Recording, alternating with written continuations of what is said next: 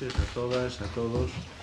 Buenas tardes, alcaldesa, a nuestros invitados y al Ayuntamiento de Langreo, que hoy está fenomenalmente representado, y a la Nueva España. Déjeme que le robe 3 minutos. Y a mí me enseñaron hace tiempo que de vez en cuando hay que parar un poco y detenerse a ver qué estamos haciendo y para rectificar o no. Entonces hemos iniciado esta nueva etapa con Kiko de presidente. La empezamos en un momento en que la gente no parece que nos entendamos muy bien. La empezamos con un lenguaje universal, con la música, no estuvo mal. Después nos fuimos a la aldea rural y allí se presentaron problemas, pero se presentaron soluciones. Y después nos sumergimos en la palabra. Durante 3 viernes estuvimos en la literatura, estuvimos con los poetas, estuvimos con el tiempo a través de la literatura y preservamos la memoria en un magnífico texto como un pulso. No está Ricardo Labra hoy entre el público, ¿no? Pero sabéis que contamos con un socio como es Ricardo. Y no quiero pasar la oportunidad de recordar una cosa que hay en el libro de Munarriz, algo que escribió él, que dice que los poetas son autores que van escribiendo sus libros por entrega y al final de su vida los reúnen en un único volumen en el cual los capítulos son libros dispersos. Me pareció tan sumamente magnífico y delicioso que me parecía pues interesante para presentar a las 2 personas que tenemos aquí hoy como invitados, al ponente y a quien lo va a presentar, ¿no?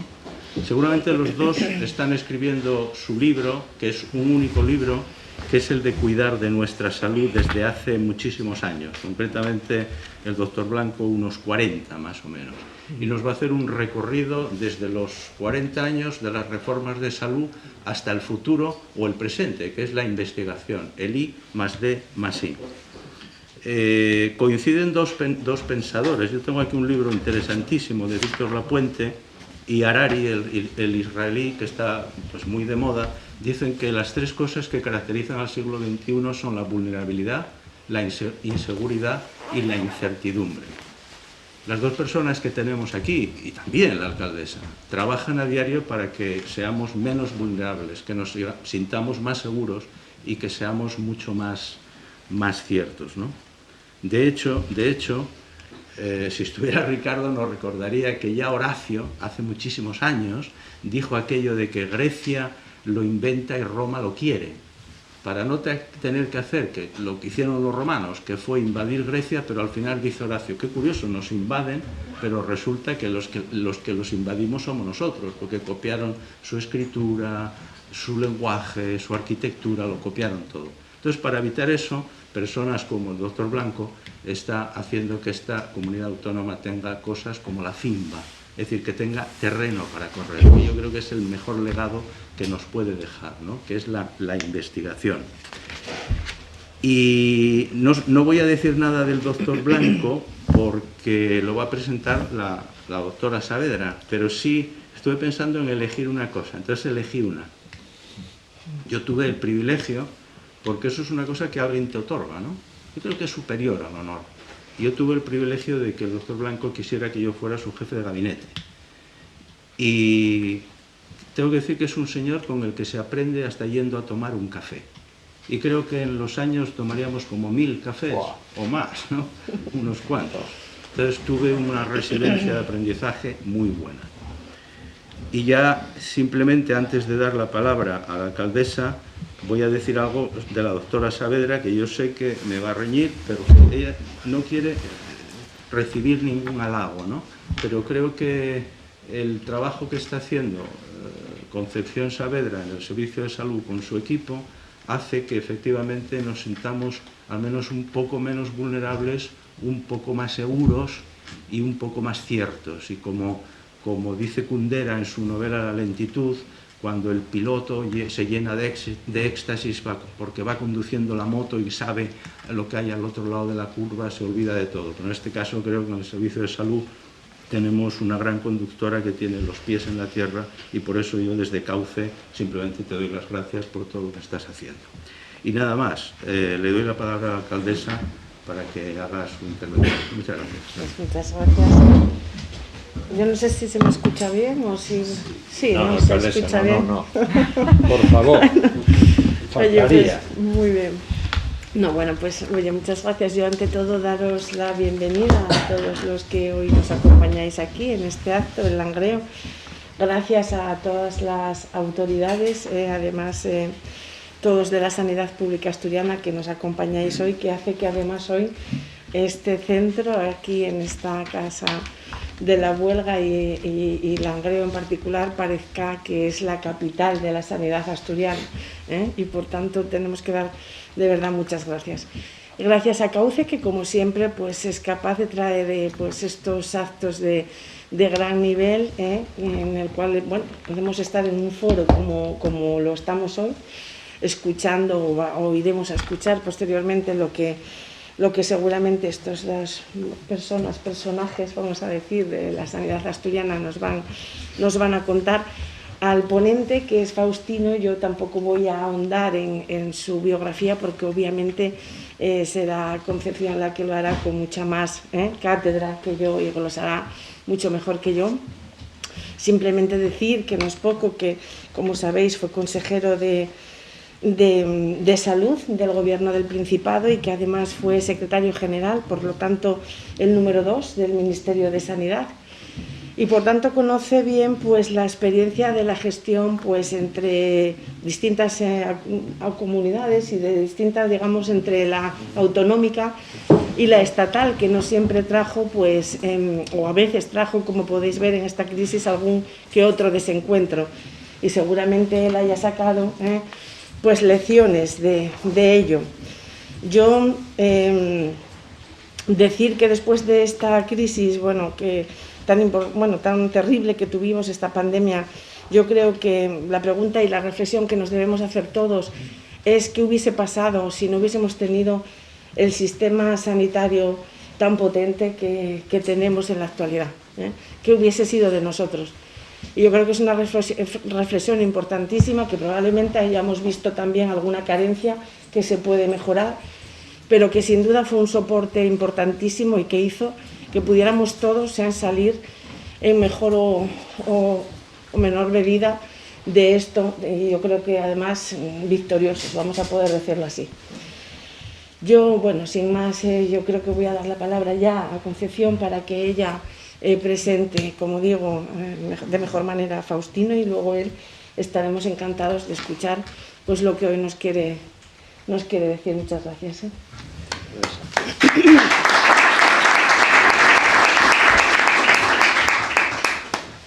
Bueno, pues buenas tardes. Creo que sí se me oye igual, pero bueno. Buenas tardes, gracias a Cauce por habernos invitado, haberme invitado a mí también para presentar además a Tino Blanco. Voy a ser muy breve porque yo creo que si hablamos de Tino Blanco en Asturias todo el mundo lo conoce y sabe lo que ha significado para la sanidad asturiana. Y además vamos a escucharlo, ¿no? Cuando juntamos 40 años, como dijo Tácito, 40 años de vida, que son muchos años, y juntamos la palabra Faustino Blanco, estamos hablando de una visión global de la sanidad asturiana, de lo que ha pasado en la sanidad asturiana durante estos últimos años, y además es lo que él nos va a referir. Si yo estoy aquí, además, en la gerencia del Servicio de Salud, es gracias, o por culpa de Tino Blanco, porque con él comencé, fue el que algo vio en mí o que valoró en mí y que me dio la primera oportunidad de gestión sanitaria en la Dirección de Atención Sanitaria y Salud Pública de este mismo área sanitaria, en la área sanitaria 8. Y yo todavía no sé lo que vio en mí para dedicarme a la gestión sanitaria, pero como yo, muchos de los directivos o personas que hemos estado o que estamos en la gestión sanitaria, comenzamos y aprendimos con él, ¿no? Algo muy importante. Y si tengo que definir a Tino Blanco, pues yo, de lo que lo conozco, creo que es una persona muy inteligente, es muy tenaz, persigue muchísimo lo que él piensa, lo que él cree, es un trabajador incansable y es muy leal con las personas que trabajan con él, ¿no?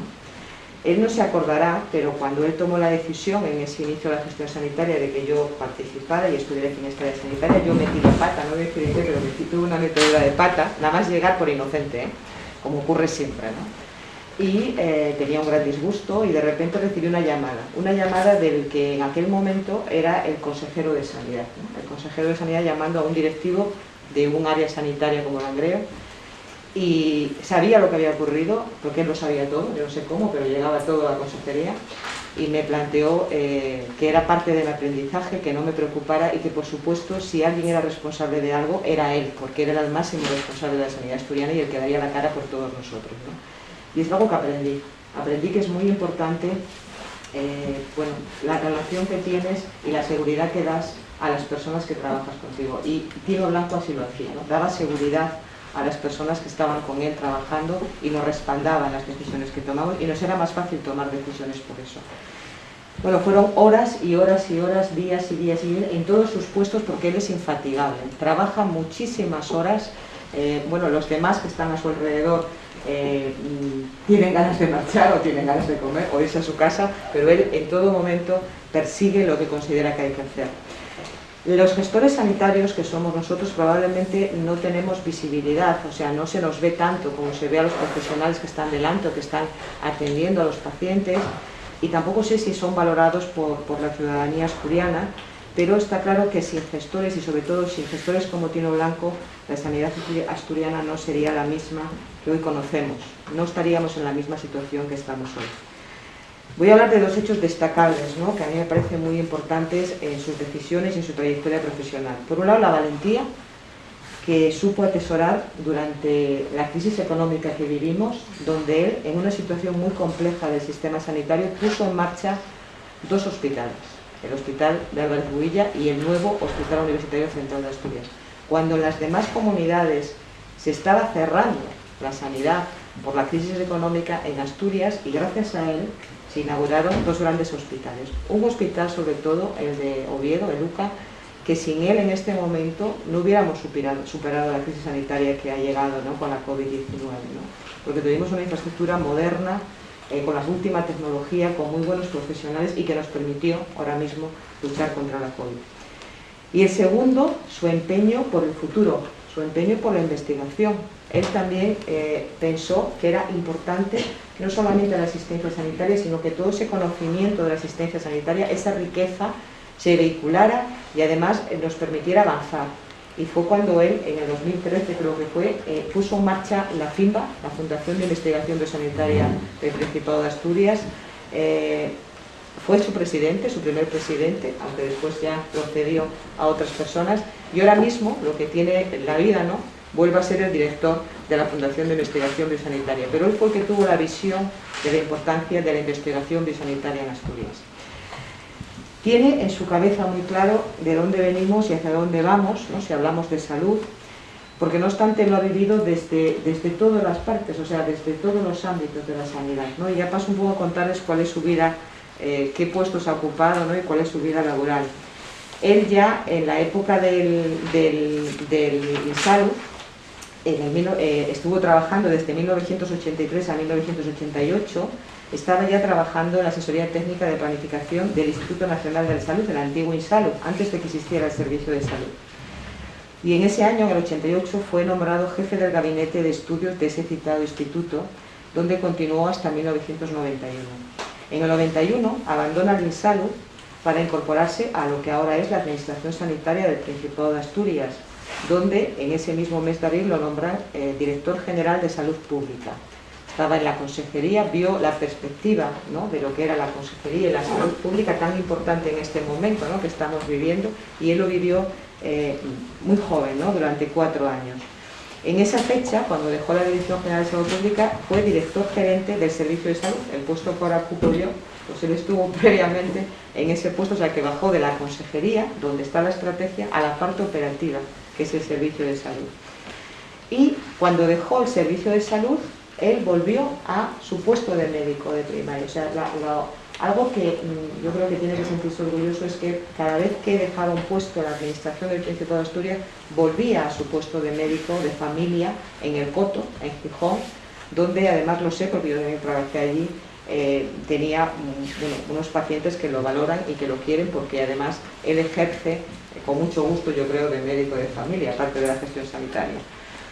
Posteriormente, desde el año, desde septiembre de 2002 hasta septiembre de 2004, forma parte del comité de dirección del nuevo UCA, o sea, se implica en el proyecto del nuevo UCA, y entre mayo del 2012 y julio del 2015 es el consejero de Sanidad del Gobierno del Principado de Asturias. O sea,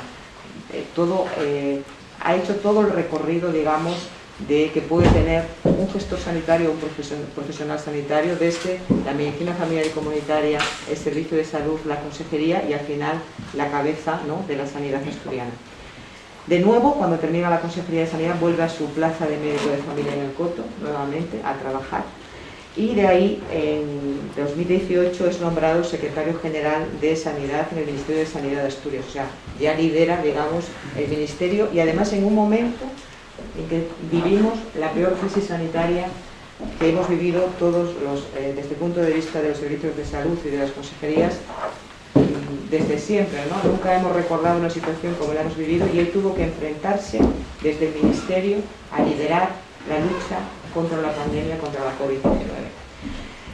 Y ya de ahí, cuando dejó la Secretaría General, volvió otra vez al Coto, a su medicina familiar y comunitaria, hasta ahora, que desde 2020 es director de la Fundación de Investigación Biosanitaria del Principado de Asturias. Muy importante, además, vuelve a la Fundación, a la FIMBA, en el momento que más importante es, porque es cuando estamos acreditando el Instituto de Investigación Biosanitaria, ¿no?, que realmente es lo importante. Esa acreditación nos permitirá avanzar muchísimo más en los recursos de investigación y, por lo tanto, en lo que podemos tener en un futuro. Y puedo decir muchas más cosas, ¿eh? El currículum es, como comprenderán, extensísimo, múltiples actividades, como ponente, como comunicador, conferenciante. O sea, realmente ha estado implicado en todo lo que es el ámbito sanitario del principio hasta el final, ¿no? Y yo creo que es mucho mejor que a partir de ahora lo cuente él, ¿no?, toda la historia de estos 40 años y todas esas experiencias que creo que les darán una visión de todo lo que se ha hecho en Asturias, ¿no? Porque a veces, cuando las cosas las tenemos, cuando las disfrutamos, cuando es algo que es rutinario en nuestra vida, no valoramos las cosas, ¿no? No valoramos todo lo que se ha trabajado y todo lo que tiene Asturias. Pero, como decían antes, sin el sistema sanitario público tan potente que tiene Asturias, hubiera sido muy difícil, en esta situación que estamos viviendo, llegar a controlarla, ¿no? Porque no ha desaparecido. O sea, estamos dentro de una crisis sanitaria, pero desde luego la hemos controlado. Hemos hecho un gran ejercicio, ¿no?, de prevención, de vigilancia y de vacunación, y de momento la situación está bastante controlada, ¿no? Pero todo eso es gracias al esfuerzo que muchos gestores sanitarios realizaron durante muchos años para que ese sistema sanitario público se mantuviera y se consolidara en Asturias. Y sin más, Tino, tienes la palabra. Bueno, si me permitís quitar esto, ¿no?, porque es que hablar con esto es una situación incómoda, ¿no? Bueno, yo voy a decir algo antes de meterme en harina, ¿no? Para mí esta conferencia, y como decía Conchita, la gerente del Servicio de Salud, toreé muchas plazas, pero quizá una de las cosas que más difícil me resulta es intervenir hoy aquí, y estoy precisamente en un ambiente de amigos, casi, yo diría, con mucha gente. Yo les aprecio, sé de su aprecio hacia mí, por lo tanto debe ser para mí fácil. Pero no es así porque hay mucha loa, ¿no?, la persona, y eso. Y yo creo que todo lo que hemos hecho en Asturias, yo lo único que tuve la suerte de estar en todos esos 40 años, en todos estuve, algunos años primero incluso, pero en esos críticos estuve en todos, ¿no? Pero las cosas se escriben por los equipos, ¿no? O sea, yo puedo ser tenaz, puedo empeñarme, puedo tener ideas, pero si eso no se enriquece con equipos, colaboración, entendimiento, compromiso, saber animar, y todas esas cosas, no surge nada, ¿no? No surge nada. Y aquí están dos personas, podrían nombrar muchos más, pero aquí están dos personas, Tácito conmigo, o Conchita, por supuesto, que que forman parte de ese activo, ¿no? O sea, que esto no es que Tino haya aquí descubierto el Mississippi, sino que esto hemos remado todos y navegamos por el Mississippi, ¿no? Y tengo que recordar a mucha gente, estoy viendo a Pepe, estoy viendo a ti, estoy viendo a mucha gente, pero también quiero ver a otros que no se, quiero recordar a otros que no se ven, ¿no? Quiero recordar a María Luisa Carcedo, por ejemplo. Hablaban de yo como secretario general del Ministerio. Esa oportunidad me la dio mi amiga María Luisa Carcedo, ¿no? Una persona con una trayectoria política también, bueno, indiscutible, ¿no? Y que empezamos a la vez, prácticamente. Yo vine aquí al Insalud y la primera persona que llamamos después es el trío, que era Paco Ortega y Nacho Riesgo, y yo, que estábamos, la siguiente fue María Luisa Carcedo, ¿no? Que está ejerciendo de médico aquí en San Martín, ¿no? Y ahí empieza toda una gran historia y estuvimos juntos. Yo María Luisa Carcedo la conozco hace más de 50 años. O sea, que estamos hablando de la historia, ¿no? Y lo digo con emoción, ¿no? Porque estos proyectos solo lo hacen equipos. Si yo vine aquí a contar lo que yo he hecho, estaría tremendamente equivocado. Tremendamente equivocado. También es cierto, como dice, que la clave de tener equipos es generar confianza. Yo siempre lo trato de hacer, ¿no? Y como decía Conchita, ella se incorporó a mi equipo. Yo, Conchita, tenía una visión de ella, pues lógicamente muy lejana, por la diferencia de edad, por la trayectoria, por muchas cosas, pero bueno, tuve oportunidad de conocerla y me parecía que era una apuesta, porque otra cosa que hay que hacer con los equipos es saber dar relevo, ¿no? O sea, generar nuevo tejido, ¿no? Y eso significa esto, ¿no? Y siempre fue una buena experiencia. Yo fui al ministerio cuando me llama María Luisa y me encontré, el Ministerio de Sanidad es un ministerio complejísimo, muy complejo, muy complejo. Es la seguridad pública de un país. La pasiva es del Ministerio del Interior, eso de la policía, no sé qué, tal, las cárceles, todo lo que queramos ahí meter de seguridad, que es por tal, y el resto de la seguridad es el Ministerio de Sanidad, medio ambiente, la alimentación, el tráfico de mercancías, las exportaciones, importaciones, la tecnología, o sea, la seguridad de un país muy descansa ahí, ¿no? Y yo tenía 9 personas en el equipo de dirección, y yo de las 9 personas del equipo de dirección solo llevé una. Solo de los 9 directivos, solo uno lo nombré yo. El resto no los conocía, pero cuando yo hablé con ellos y me parecía que lo mejor es dar continuidad. Y yo creo que no me equivoqué nada. El equipo magnífico, un equipo muy solvente, con mucha autoridad científica, con mucho liderazgo, y eso me hizo a mí crecer. O sea, ellos me hacían crecer a mí, no yo a ellos, no me hacían ellos crecer a mí. Por lo tanto, es así, ¿no? Insisto, quien no haga equipo nunca llevará un proyecto adelante. Y eso es lo que hicimos en Sanidad en Asturias, y yo creo que debemos sentirnos orgullosos como asturianos de que eso haya ocurrido. De que eso haya ocurrido, porque en el fondo también estuvimos porque los ciudadanos nos pusieron su confianza en nosotros, ¿no? Y yo creo que en alguna medida respondimos a esa expectativa.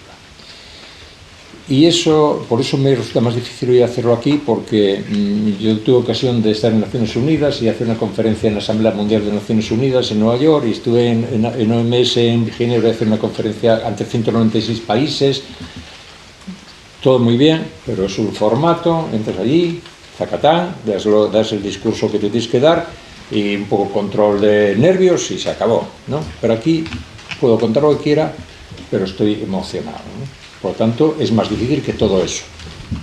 Bueno, yo eso lo quería decir porque me parece poner en valor siempre los equipos. Y eso es lo que nos hace fuertes. Mira, en el año 81, y empiezo a comentar, voy a hacer una semblanza de la sanidad asturiana por una razón, porque no podemos hacer un balance porque esto es un continuo, ¿no? Pero sí una semblanza porque si no somos conscientes de lo que tenemos, a lo mejor no sabemos defenderlo, ¿no? Yo quisiera que aquí, como un poco como ese resultado de lo que he llegado hoy aquí, quede la idea de que esto es un valor en sí mismo, y es el mayor patrimonio de los que no tienen patrimonio, de los que no tenemos patrimonio. Yo vengo también de mis padres, eran obreros, ¿no? Mi madre ama de casa, o sea que los que no tenemos patrimonio, el mayor patrimonio son servicios como este, ¿no? Por lo tanto, hay que hacer una semblanza para que no se nos olvide.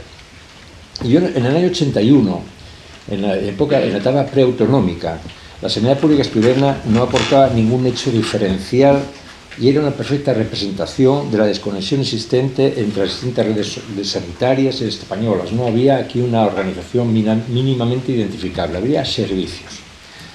A su total separación entre aspectos de salud pública y los específicamente asistenciales se unía la tremenda discriminación de los sectores sociales más pobres, los acogidos por la beneficencia pública. Y esos sobre aquellos otros que están protegidos por la seguridad social o por su capacidad de renta. O sea que incluso en claves obreras había incluso también como estratos, ¿no? Por lo tanto, era una situación tremendamente injusta. Al mismo tiempo, era patente la inequitativa distribución de recursos sanitarios centrados todos en gran medida en Oviedo y en cualquier caso con una expresión irrelevante fuera del centro de la región. Y esto se acompañaba de enormes limitaciones en la atención primaria y en la atención a la enfermedad mental propio de un sistema preconstitucional. A semejanza del resto de España, actuaban claramente descoordinadas tres redes sanitarias públicas básicas, dándose mutuamente la espalda entre sí y funcionando cada una de ellas al margen de la otra, o contra las otras, o dificultando la actividad de las otras. Y las redes eran muy claras, y les vais a identificar la propiamente estatal, que era la cogestora de la beneficencia local a través de los sanitarios de asistencia pública domiciliaria, unos médicos que dependían de los ayuntamientos, que se llamaban APDs, y que estaban encargados de las luchas sanitarias, porque en aquel momento además en Asturias era muy endémica en tuberculosis y algunas enfermedades, también las venéreas, ¿no? Después había la red de la Seguridad Social, que era la que protegía por la cotización de la seguridad, por el trabajo y cubría a los trabajadores y a sus familias.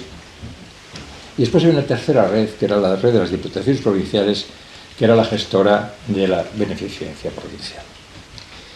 Era especialmente llamativa la absurda desconexión funcional entre las dos primeras redes citadas, la estatal y la de la Seguridad Social, pese a que ambas responsabilidades recaían en el mismo ministerio. Era muy curioso, dependían de un mismo ministerio, sin embargo eran dos redes diferenciadas entre sí y una funcionaba para una cosa y otra para otra.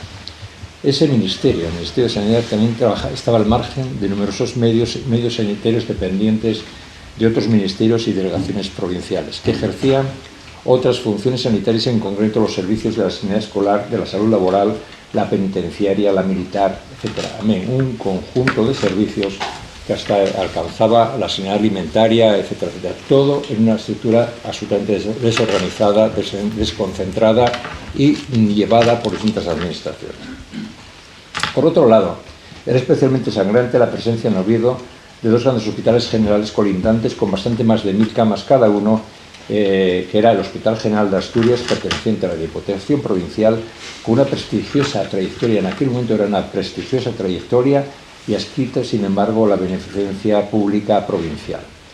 Y que tenía concierto con la Seguridad Social y además también prestaba asistencia a probablemente la gente que tenía una cierta capacidad de atención privada, y que, porque tenía el hospital, tenía un funcionamiento con servicios privatizados por médicos que ejercían dentro del propio hospital la privada.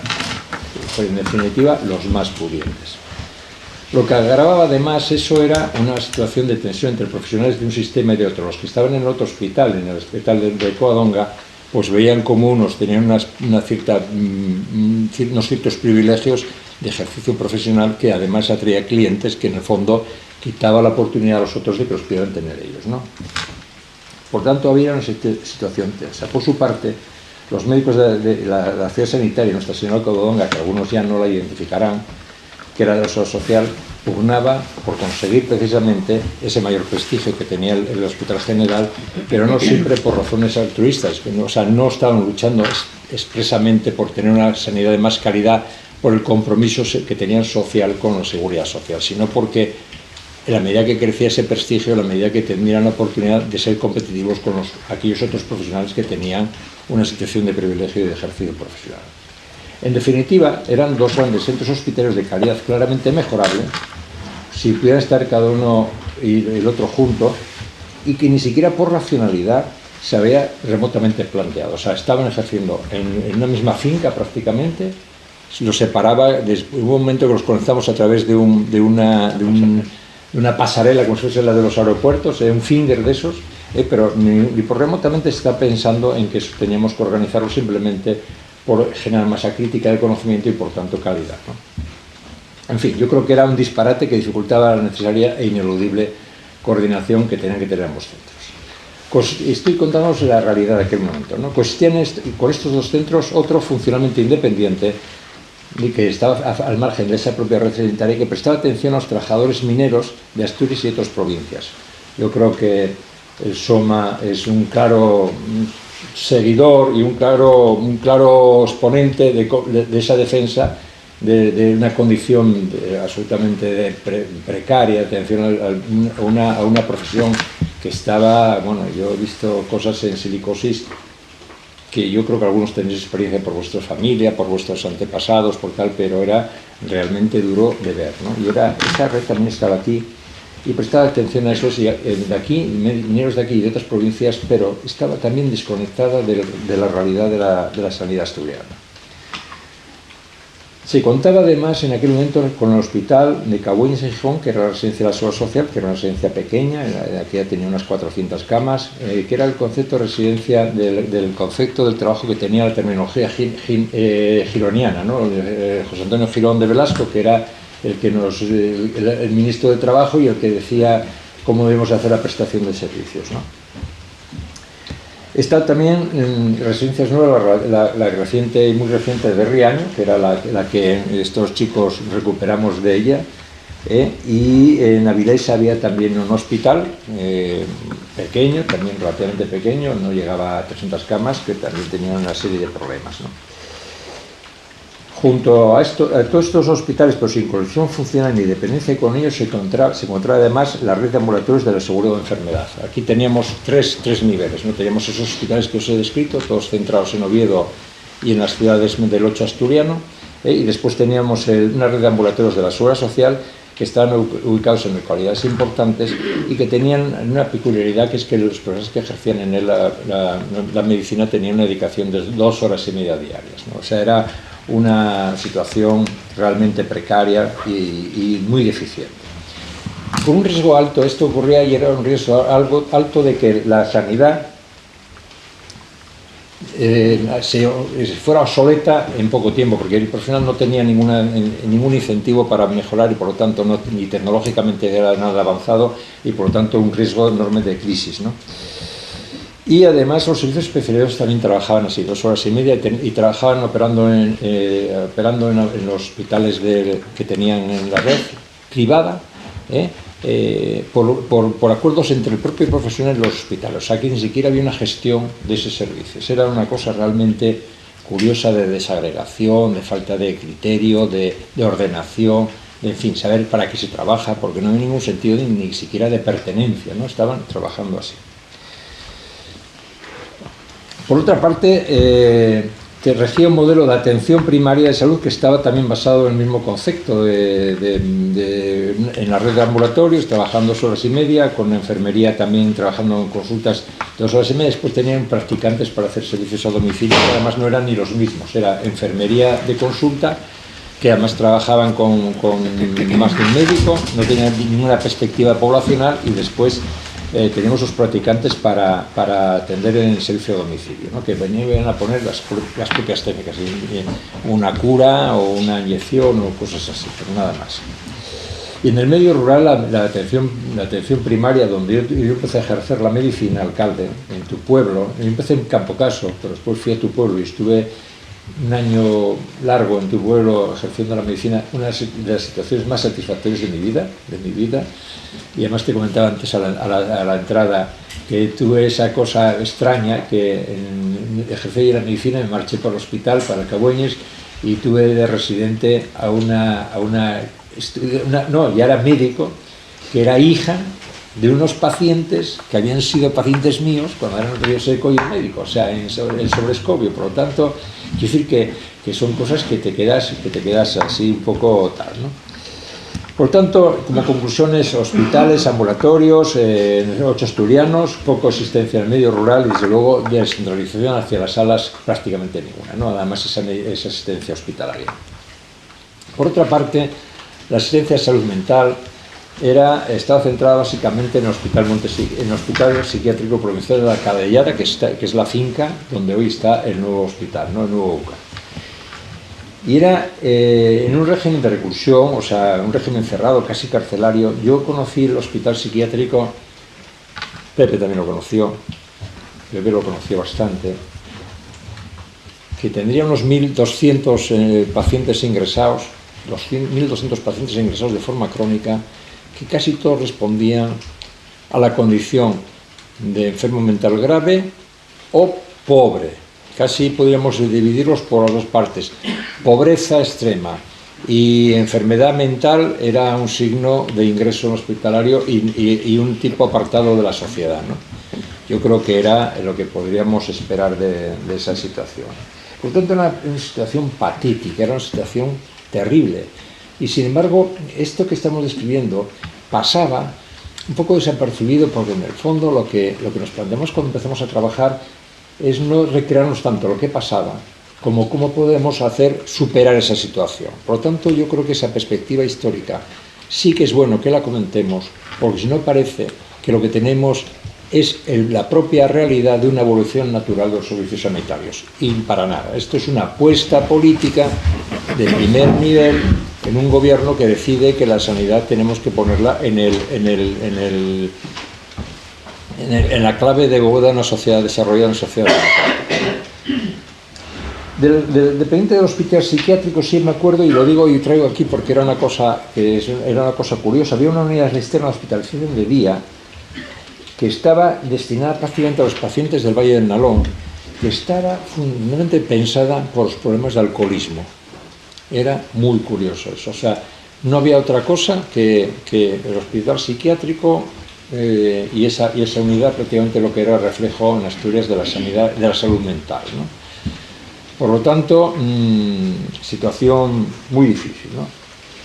En la seguridad social no había sistemas de atención psiquiátrica, había neuropsiquiatras, o sea, ni neurólogos ni psiquiatras, o neurólogos psiquiatras o nada, que trabajaban 2 horas y media con esa condición de neuropsiquiatría, ¿no?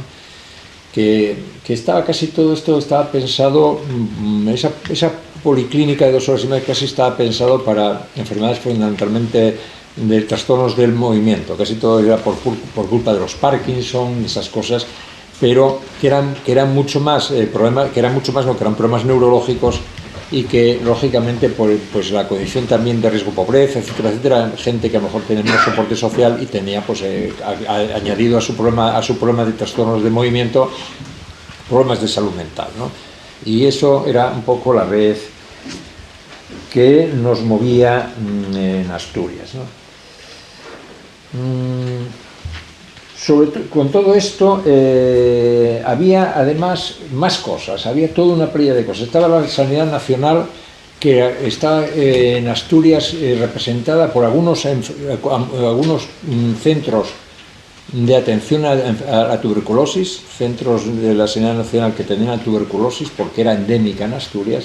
La tuberculosis en Asturias ha sido endémica y yo creo que todavía sigue, si no es endémica, tiene una alta prevalencia aún, ¿no? Hemos mejorado muchísimo, estamos muy bien, pero aquella momento tal. Y además, que muchas veces no lo sabe la gente, había una cierta asociación entre tuberculosis y enfermedad de origen pulvígeno, basilicosis. Por lo tanto, era un tema importante en aquella época, ¿no?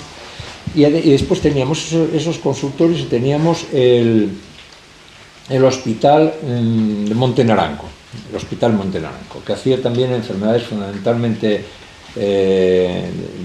como antituberculoso por esa condición de sanatorio, era el concepto de sanatorio, y tenía algunas cosas que tenía un carácter casi en principio experimental, que era pensadas para el ámbito infantil, que fundamentalmente también está vinculado a problemas mentales en niños por marginalidad, etcétera, etcétera, ¿no? Tenía una expresión muy pequeña de esa actividad, y bueno, pero nos encontramos casi el hospital Monte Naranco. Yo en mi época primera prácticamente estaba de cierre, ¿no? Yo de hecho un día fui a visitarlo allí con el que era en su momento director, que era un neumólogo, y me estaba explicando cómo iba a cerrarse aquello, ¿no? O sea, que era una cosa terrible, ¿no? Había el hospital militar, que se cerró posteriormente con lo mismo, es un hospital que atendía era tal riesgo que yo creo que los propios militares decidieron cerrarlo, ¿eh? Y resulta que la sanidad militar estaba atendida desde Valladolid, o sea, una cosa realmente curiosa. En fin, esto era la realidad. Después aparecieron algunas setas de esa pulsión de cambio democrático, y aparecieron servicios sin todavía tener una estructura sanitaria, pero sí aparecieron servicios municipales que atendían a problemáticas concretas, y como eran los ayuntamientos primeros que se constituyeron en el año 77, hubo una gran representación de gobiernos municipales socialistas o de izquierda en general, para no estar aquí simplemente en una exposición de apropiación. Se hicieron algunos servicios como el de salud sexual, o de salud o de control de lo que sería los centros, ¿cómo se llaman aquí los centros? De planificación familiar, ¿no? Exactamente, ¿no? En principio era todo lo que tenía. Después teníamos el Hospital de Jove en Avilés, que era una cárcel fundacional, el Hospital de Caridad en Avilés, el Hospital Adaro aquí en Gijón, que está en Langreo, que está fundamentalmente destinado a la minería, prácticamente. O sea, estaban las mutuas en él, y atendían a los accidentes laborales fundamentalmente de la minería, ¿no? Tenía alguna también, yo creo que la minería siderúrgica, o aquí cuando estaba ¿cómo se llamaba? La fábrica de Duro Felguera, también tenían ahí servicio y tal, pero era vinculado a eso. En fin, sanatorios laborales, militares, no sé qué más, todo ese lío, ¿no? Y ese lío pues era lo que teníamos que poner en funcionamiento de una forma ordenada. Y yo creo que viene ahí, eso estoy hablando de los años 81, 82, viene en el año 83 la victoria socialista, y realmente se plantea ya abordar esto. Hay un primer gobierno preautonómico que tiene mucha relevancia. El gobierno de Rafael Fernández tiene mucha relevancia en la transformación del sistema, porque a pesar de que no tenía competencias, tenía muy claro qué políticas cabía desarrollar en una situación tan desagregada. Y yo creo que tanto los consejeros aquellos se rotaban por semestres. En el hecho preautonómico, la Consejería de Sanidad era una consejería que estuvo gestionada siempre por la izquierda, o gobernó gente del PC, o la dirigía gente del PSOE, ¿no? Y yo creo que ese es el momento que ellos reconocen como la oportunidad, ¿no? Yo creo que eso tiene mucha importancia en el tiempo. De hecho, yo creo que ellos tienen muy claro que tienen que centrarse en que eran cosas, competencias que eran articuladores. Se dedican mucho a ordenar el Hospital General de Asturias, se dedican mucho a hablar de salud mental por el psiquiátrico, y empiezan a tener el primer discurso, empieza a aparecer el primer discurso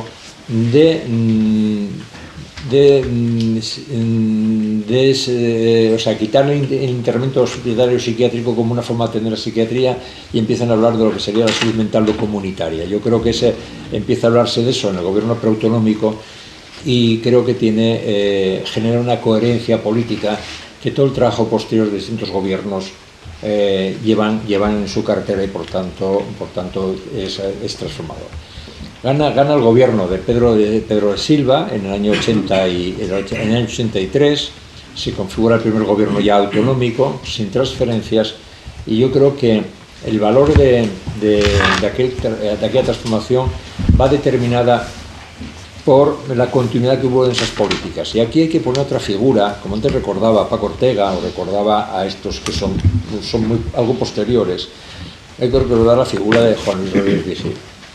Personaje que podrá ser muy controvertido, es muy poliédrico, es un hombre tremendamente culto. Yo me prefiero ser su amigo, pero sí es cierto que tenía muy claro hacia dónde íbamos, ¿no? Y yo creo que y tiene muy claro hacia dónde íbamos, en primer lugar porque lo había trabajado mucho, en segundo lugar porque es muy inteligente y tenía enorme sensibilidad social. y bebía de todas las fuentes de coherencia y sabía que aquí el modelo era un Servicio Nacional de Salud, una salud mental descentralizada y de carácter comunitario, y unos servicios sociales, casi como el trípode de unos servicios sociales complementarios que dieran continuidad entre atención a necesidades de salud y necesidades sociales, ¿no? Yo quisiera señalar casi como esa parte social, pues la importancia que ha tenido, por ejemplo, políticas que ha hecho con la infancia, en los niños de acogimiento, ¿no? Por ejemplo, la política de acogimiento en Asturias, que se inicia en ese momento, yo creo que es un acogimiento modélico. Se tenía, y no lo sabía la gente, las mejores fincas que había en Gijón o que hubo en algunos sitios de Asturias se destinaron al acogimiento de esos niños y se empezaron a crear unidades de atención por grupos, no internamiento genérico y alguien que atendía, que les daba de comer y tal. Procuraron generar un ambiente de socialización de familia, y esa es una política muy importante porque es una política integradora.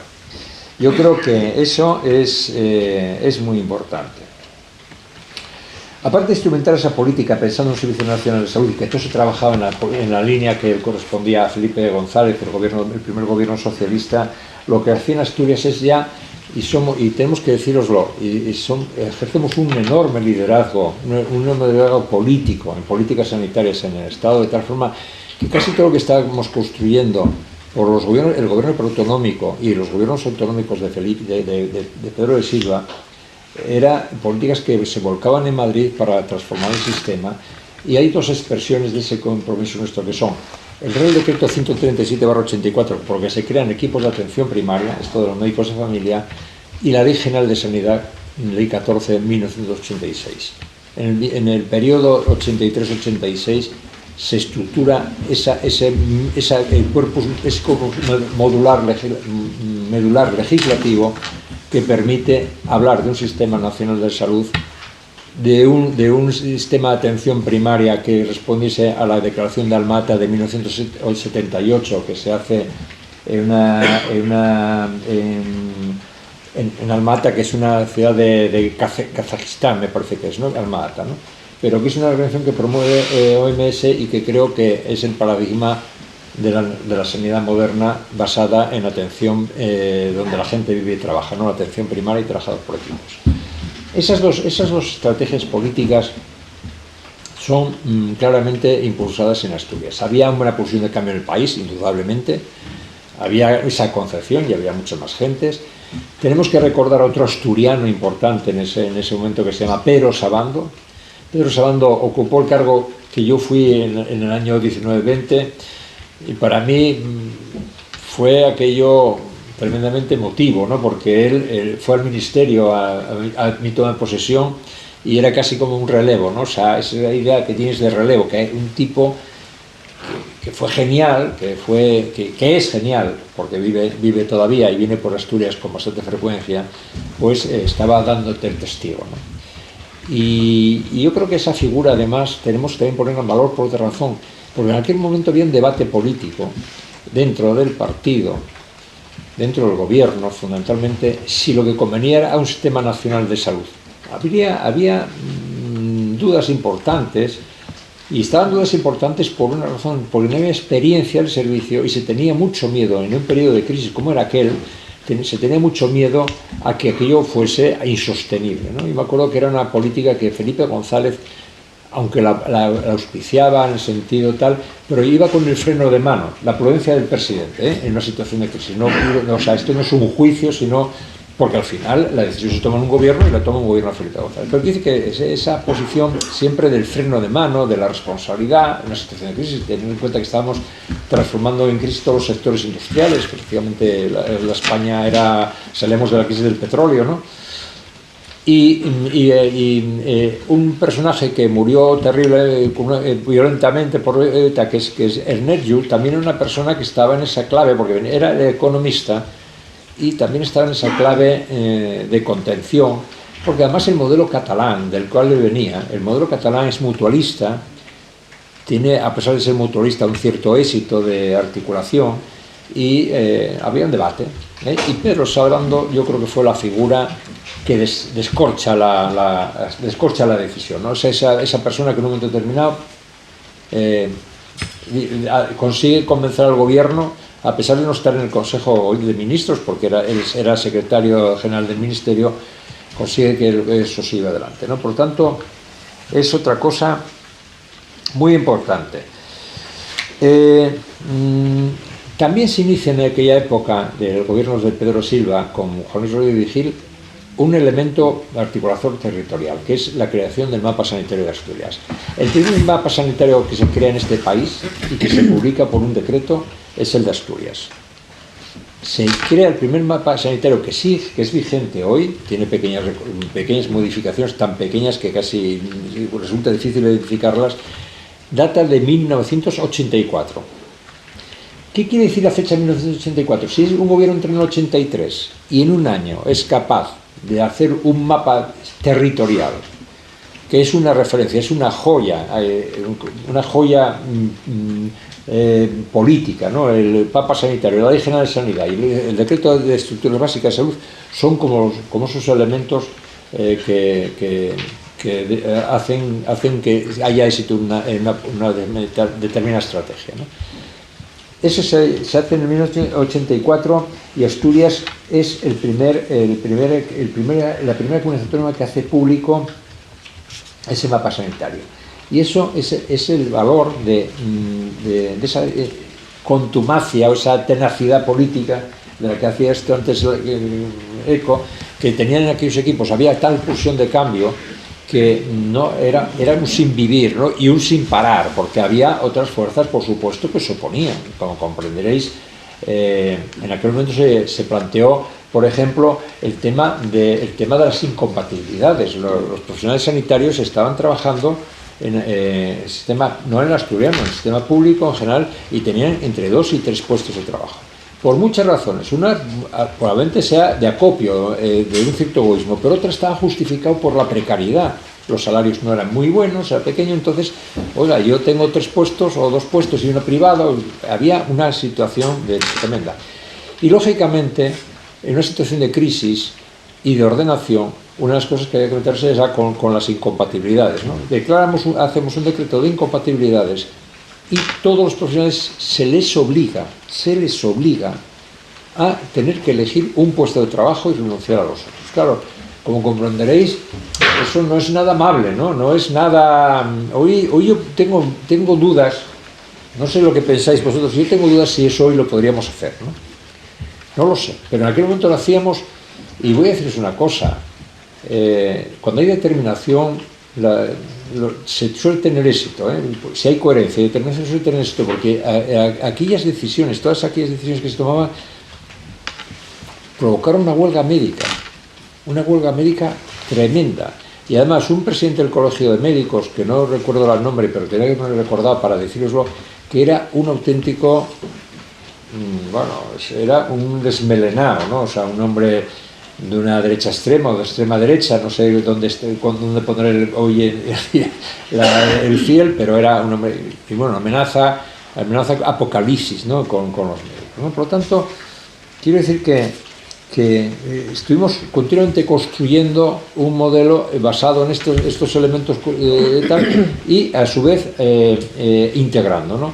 Se transfiere la ISNA y se decide que a ISNA vamos a hacer un hospital de cuidados crónicos y de un hospital que haga una cirugía no compleja para que estos médicos que ejercían el cupo pudiesen operar allí.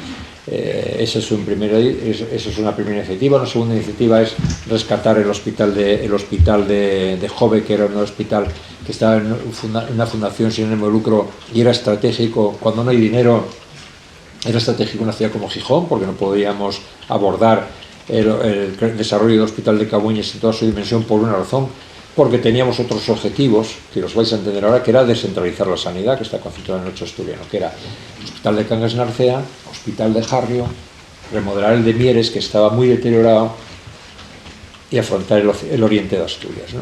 En el año 87 inauguramos el hospital de Cangas Narcea como un compromiso público con una sanidad de derechos para todos los ciudadanos independientes de dónde vivan o trabajan, porque si preguntásemos cuántos niños nacieron en la espina, pues nos daríamos cuenta de lo grave que era la situación de esa gente.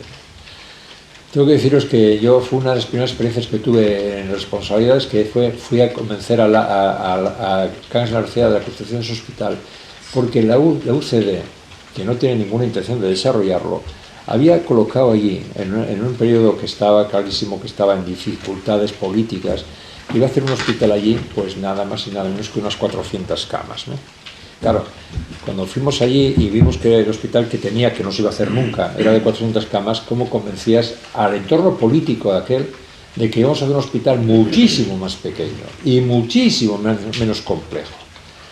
En una organización municipal en Cangas de Narcea, que tengo que deciros que estaba todos los grupos políticos que emergieron en la democracia. Estaba el PSOE, por supuesto, estaba la UCD, estaba la Alianza Popular, estaba el PC, estaba MC. Es decir, que aquello era, vamos, todo el colorario posible de representación política.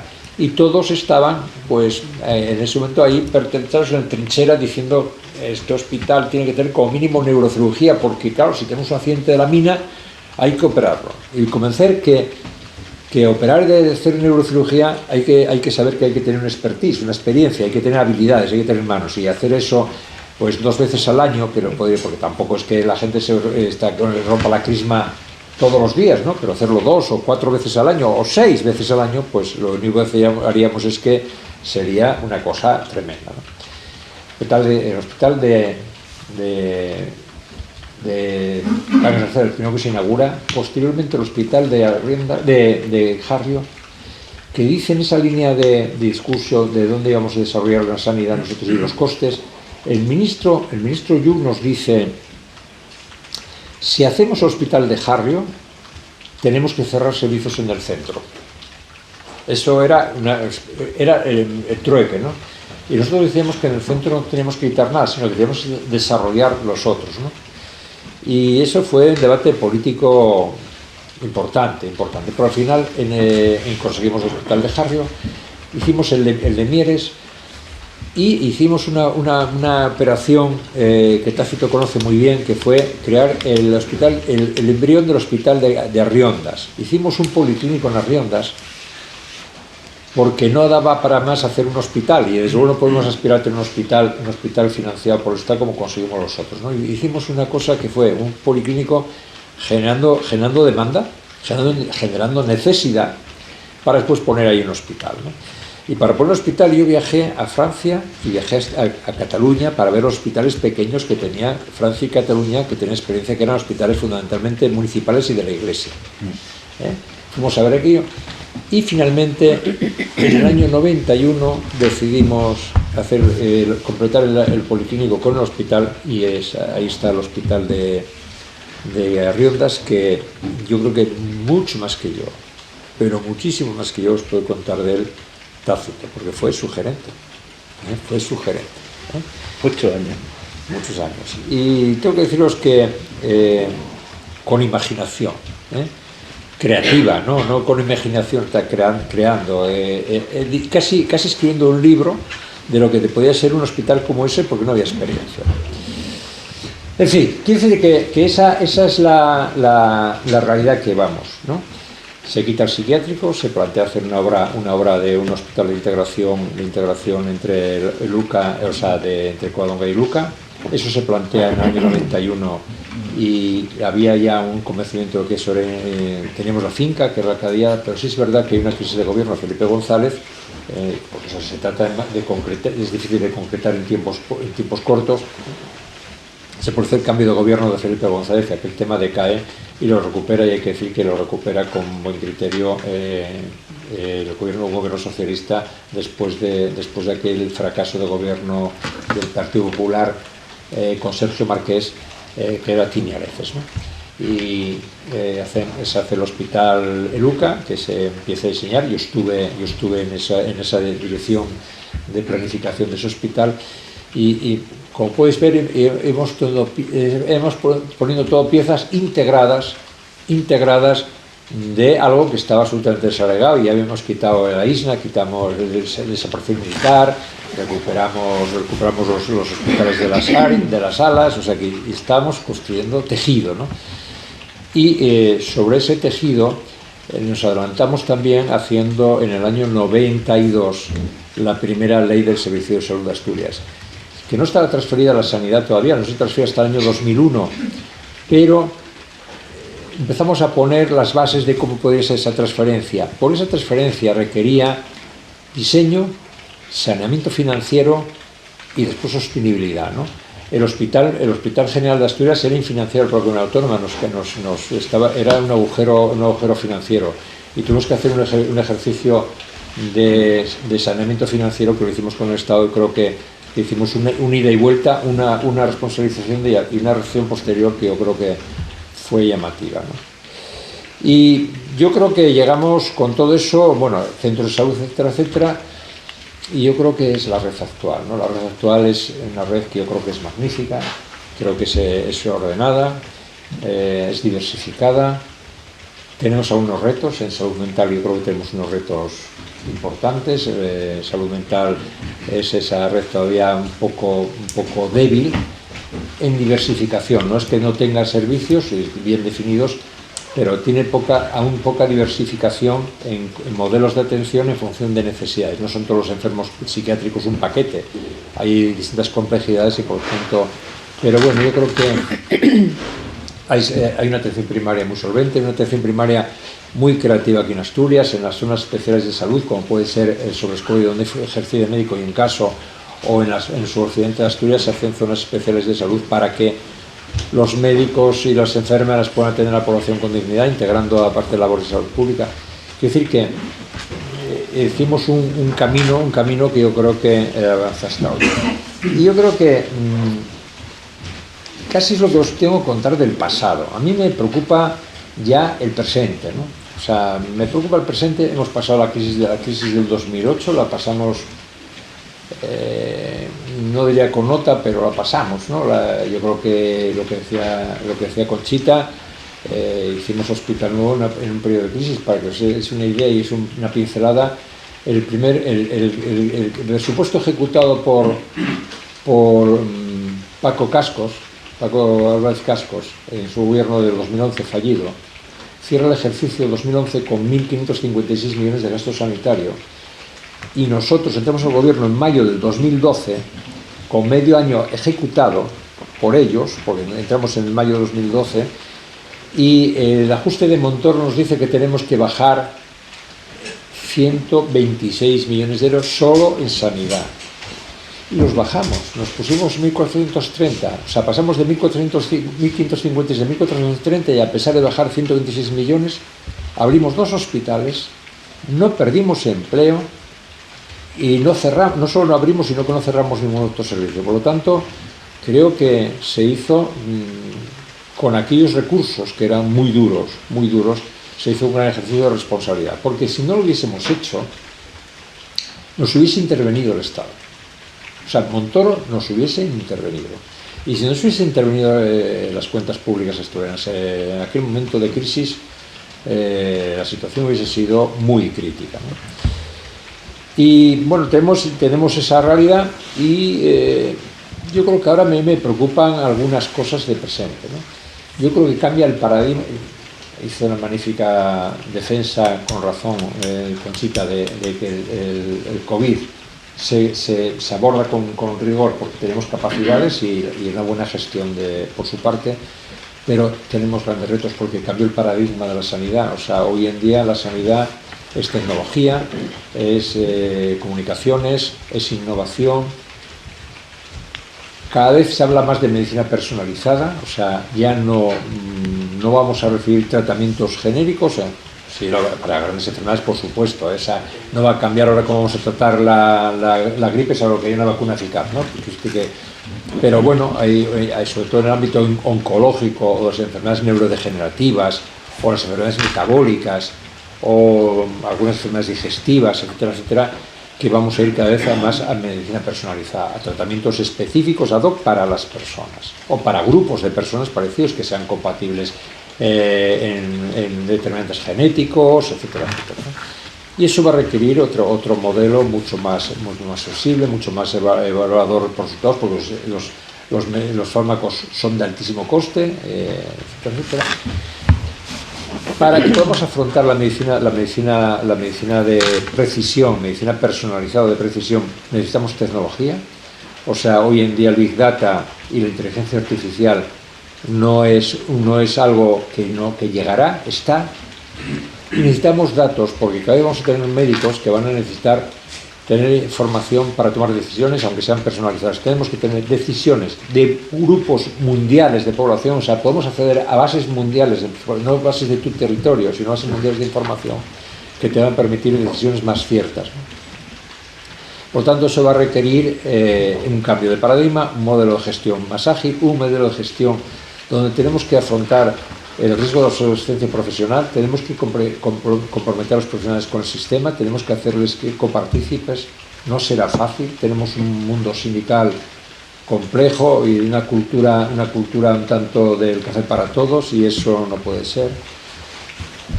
Yo creo que lo dejaré aquí, si queréis hablamos después. Y voy a FINBA y acabo, la lata es terrible, ¿no? FINBA es el motor adicional que tenemos que poner a todo esto que os decía, todo esto de medicina de precisión, toda esta innovación, etc. Yo he dejado los papeles porque parece que es más importante contarlo así, ¿no? La medicina de precisión, la innovación, las tecnologías, el Big Data, todas esas cosas requieren un entorno investigador e innovador, ¿no? FINBA se piensa en el año 12 con esa concepción. O sea, hemos puesto un gran hospital tecnológicamente muy avanzado, del que yo os pido por favor que estéis muy orgullosos de él. Es una envidia mundial. Aquí nos han venido a ver de muchísimos países para ver lo que hacemos. Cada vez que viene alguien de España, del resto de España, a vernos, se queda perplejo. Tenemos que saber salir y contarlo. El otro día estuvimos en Madrid y lo contamos. Y creo que fue muy bien contarlo. Hay que hacerlo más, gerente, directora, hay que hacerlo más. Hay que ir a contar que existe. Asturias también existe, no solo Teruel, sino Asturias. Pero a esa factoría que es ese hospital, no puede ser una factoría asistencial, que también, lo primero que tiene que dar es servicios asistenciales, pero hay que hacer que eso sea un núcleo de investigación e innovación, ¿no? Y para que eso pueda ocurrir tenemos que poner condiciones. Las condiciones es FINBA.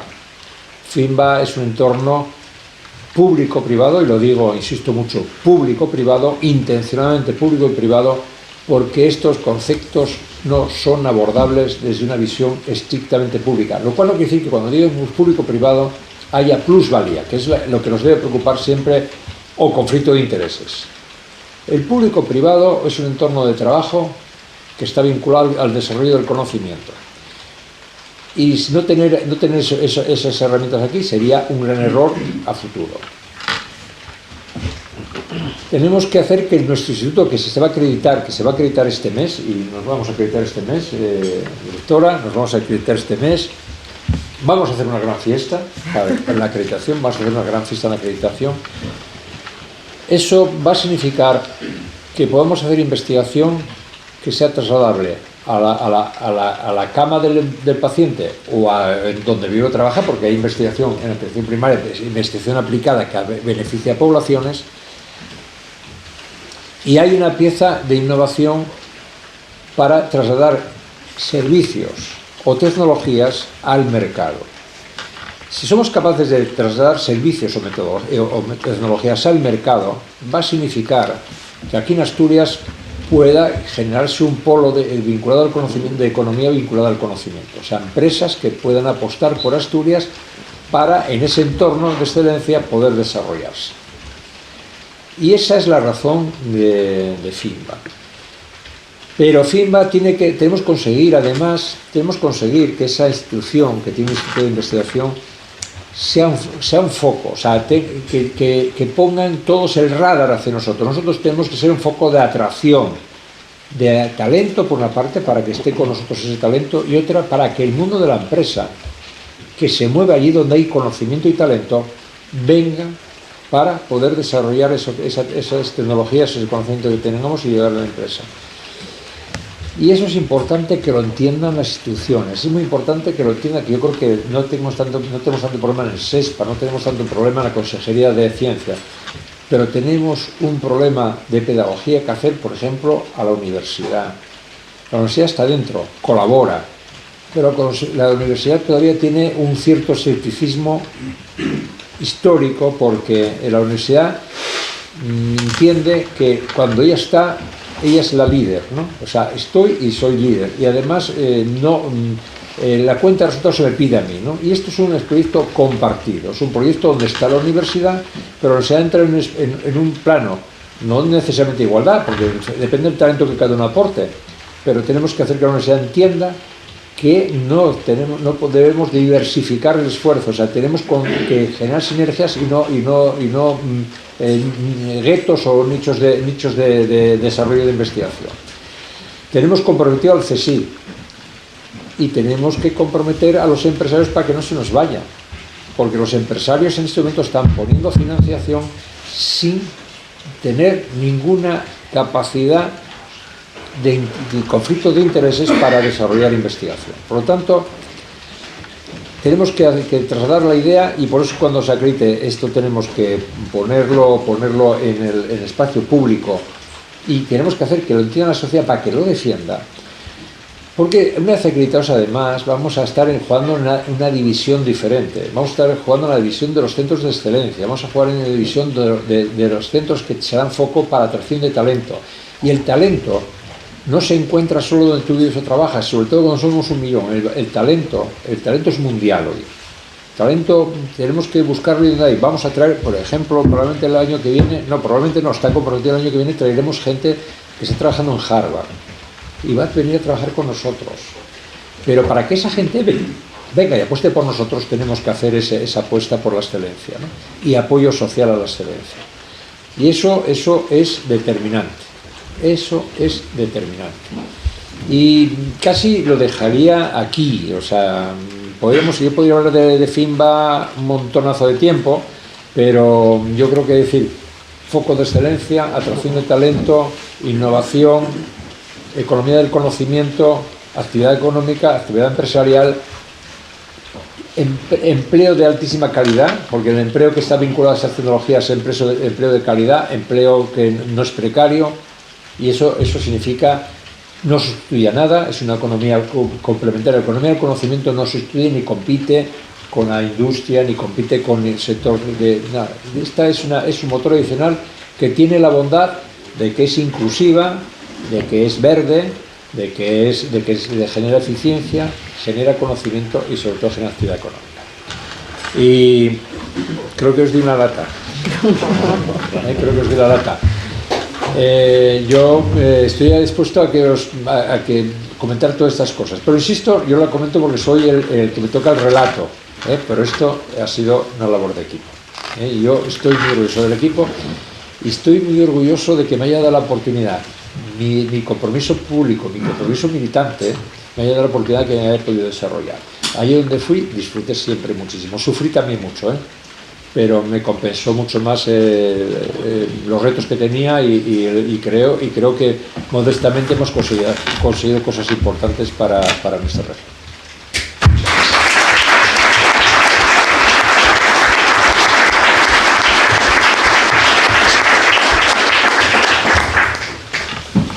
Bueno, pues, muchas gracias. A mí me ha encantado, o sea que no ha sido nada aislado. Y ahora ya nos ponemos a vuestra disposición para cualquier pregunta que queráis hacer o comentarios o lo que queráis saber. Ahí hay una mano levantada.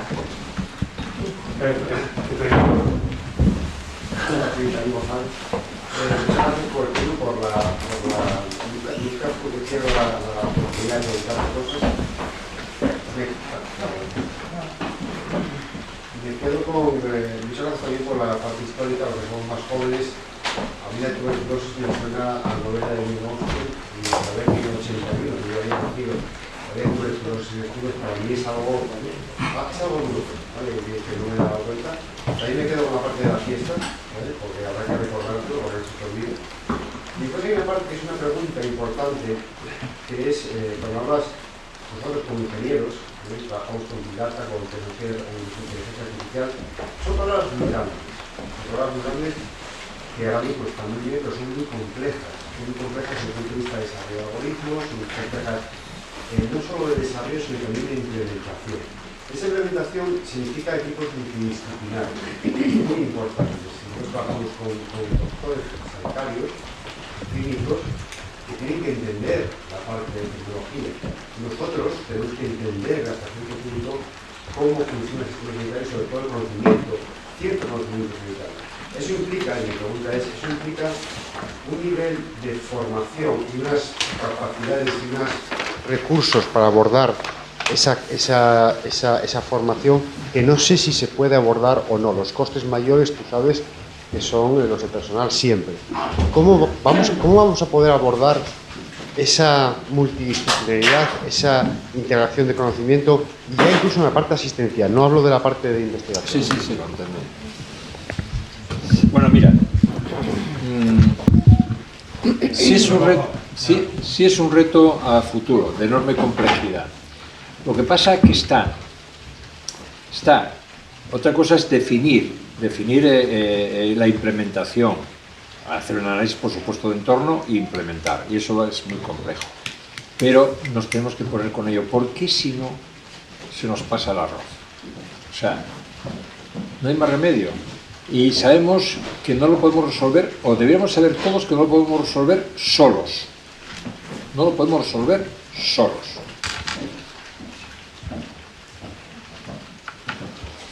Pero sí tengo que decir que si el sistema entiende, y cuando digo el sistema miro a mi izquierda, tenemos que saber todos que eso es posible, porque solo es identificar la necesidad y encontrar cómo se afronta.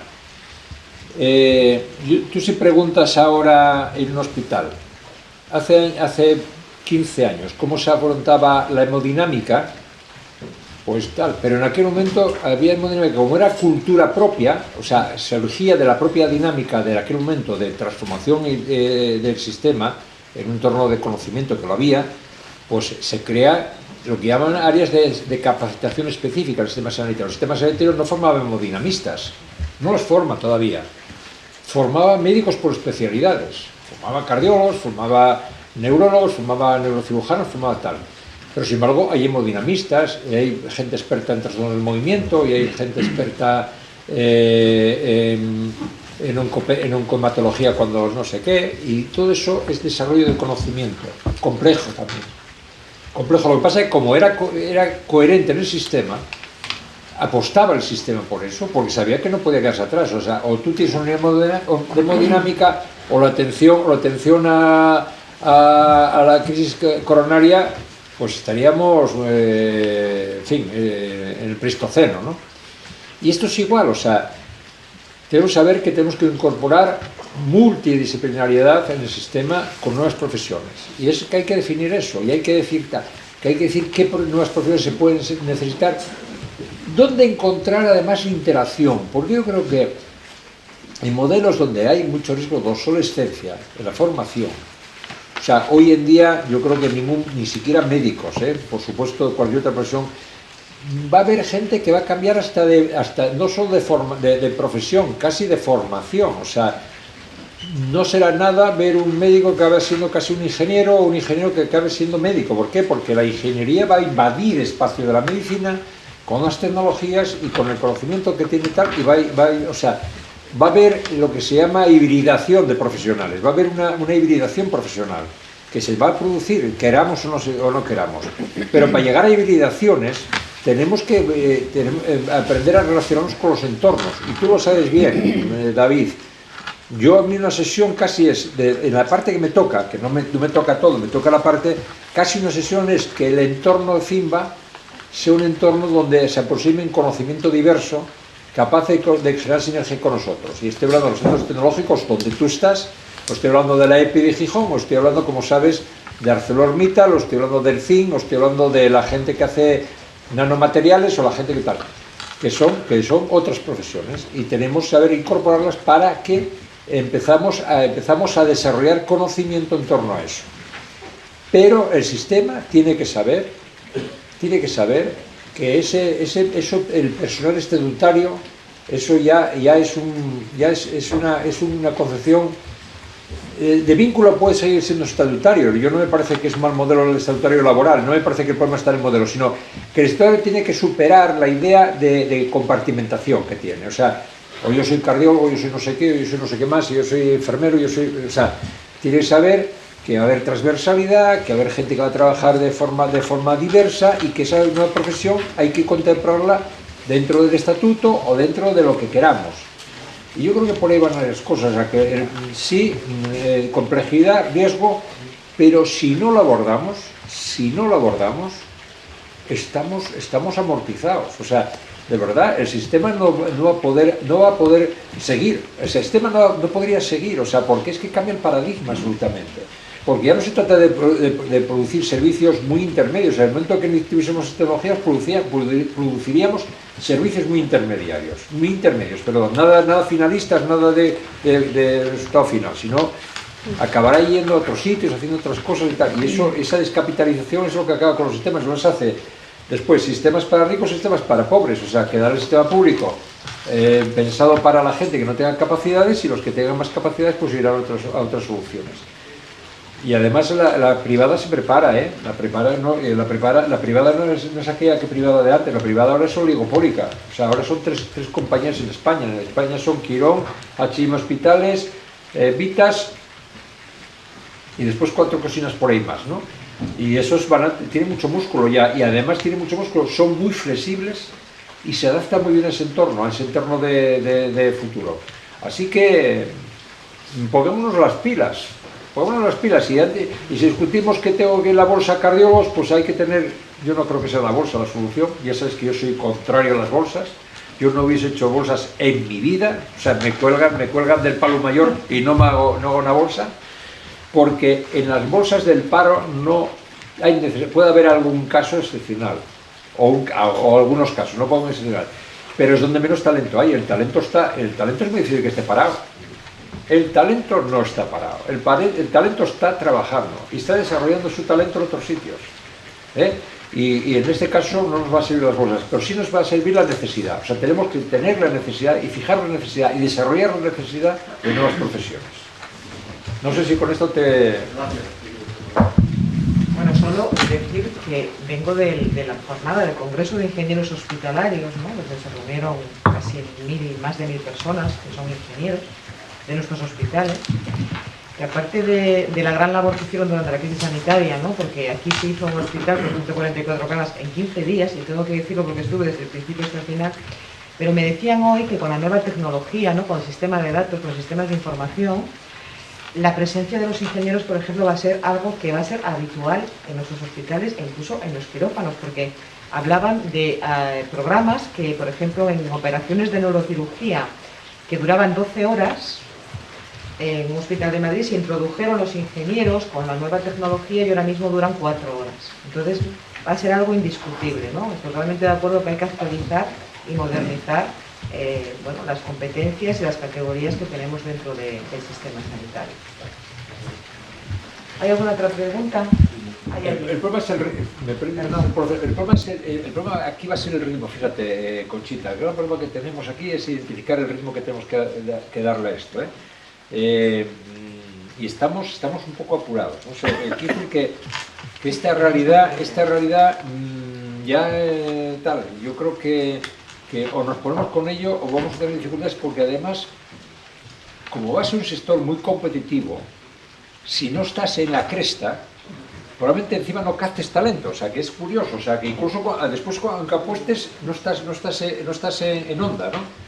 Y no estar en onda significa quedarte atrás. Por lo tanto, el problema es que tenemos que hacer ese análisis de entorno rápido para saber qué nuevas profesiones tenemos que meter en el sistema. Y seguramente, ya te digo, si tuviésemos la cultura de los cardiólogos, o digo cardiólogos o neurólogos, conseguiríamos más neurólogos, más cardiólogos, porque formados, ¿por qué? Porque forma parte de lo que hacíamos habitualmente. Y esto, como lo identificamos peor, porque no tenemos bien definido el perfil, pues tal. pero nos pasó siempre eso. O sea, cuando hicimos hemodinámica, o cuando hicimos los hospitales integrados, o cuando hicimos el nuevo hospital, o cuando hicimos el hospital de Arriondas, en aquel momento la tecnología punta. Y fuimos a buscar a donde la había. O sea, estamos continuamente desarrollando conocimiento a futuro. Y eso tenemos que hacerlo ahora, porque si no, estamos mirando demasiado para atrás. Y hay que mirar para adelante. Yo si voy por añadir algo. Creo que... A ver, no sé si estaba Álvaro y estaba Pepe. Estaba Pepe. Sí, Pepe. Sí.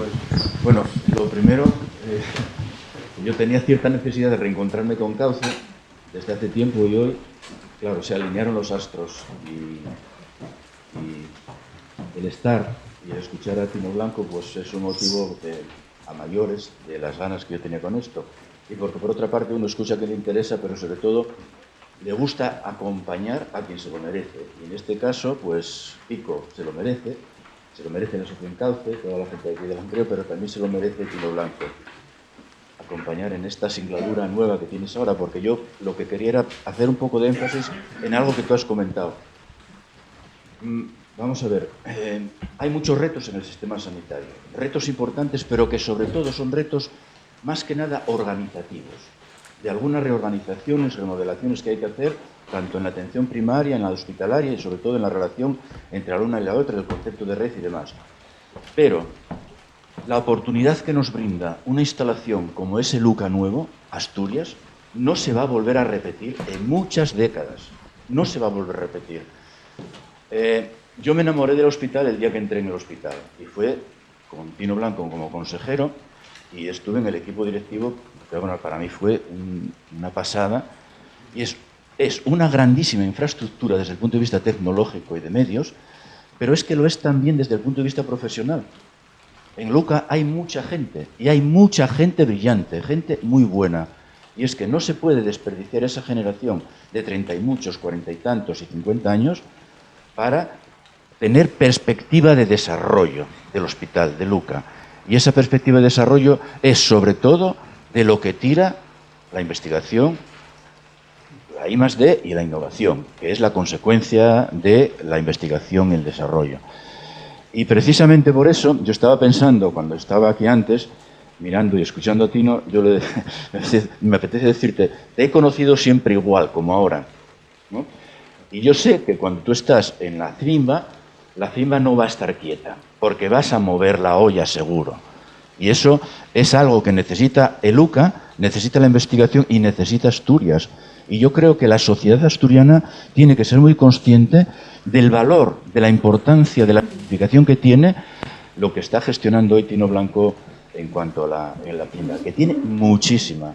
Y ese tren sí que no lo podemos perder. Y tenemos una grandísima oportunidad con la infraestructura que tenemos y que yo, desde luego, van a pasar muchas décadas, muchas, para que se pudiera volver a repetir una situación como la actual. Quería hacer el comentario por apoyar lo que tú has comentado.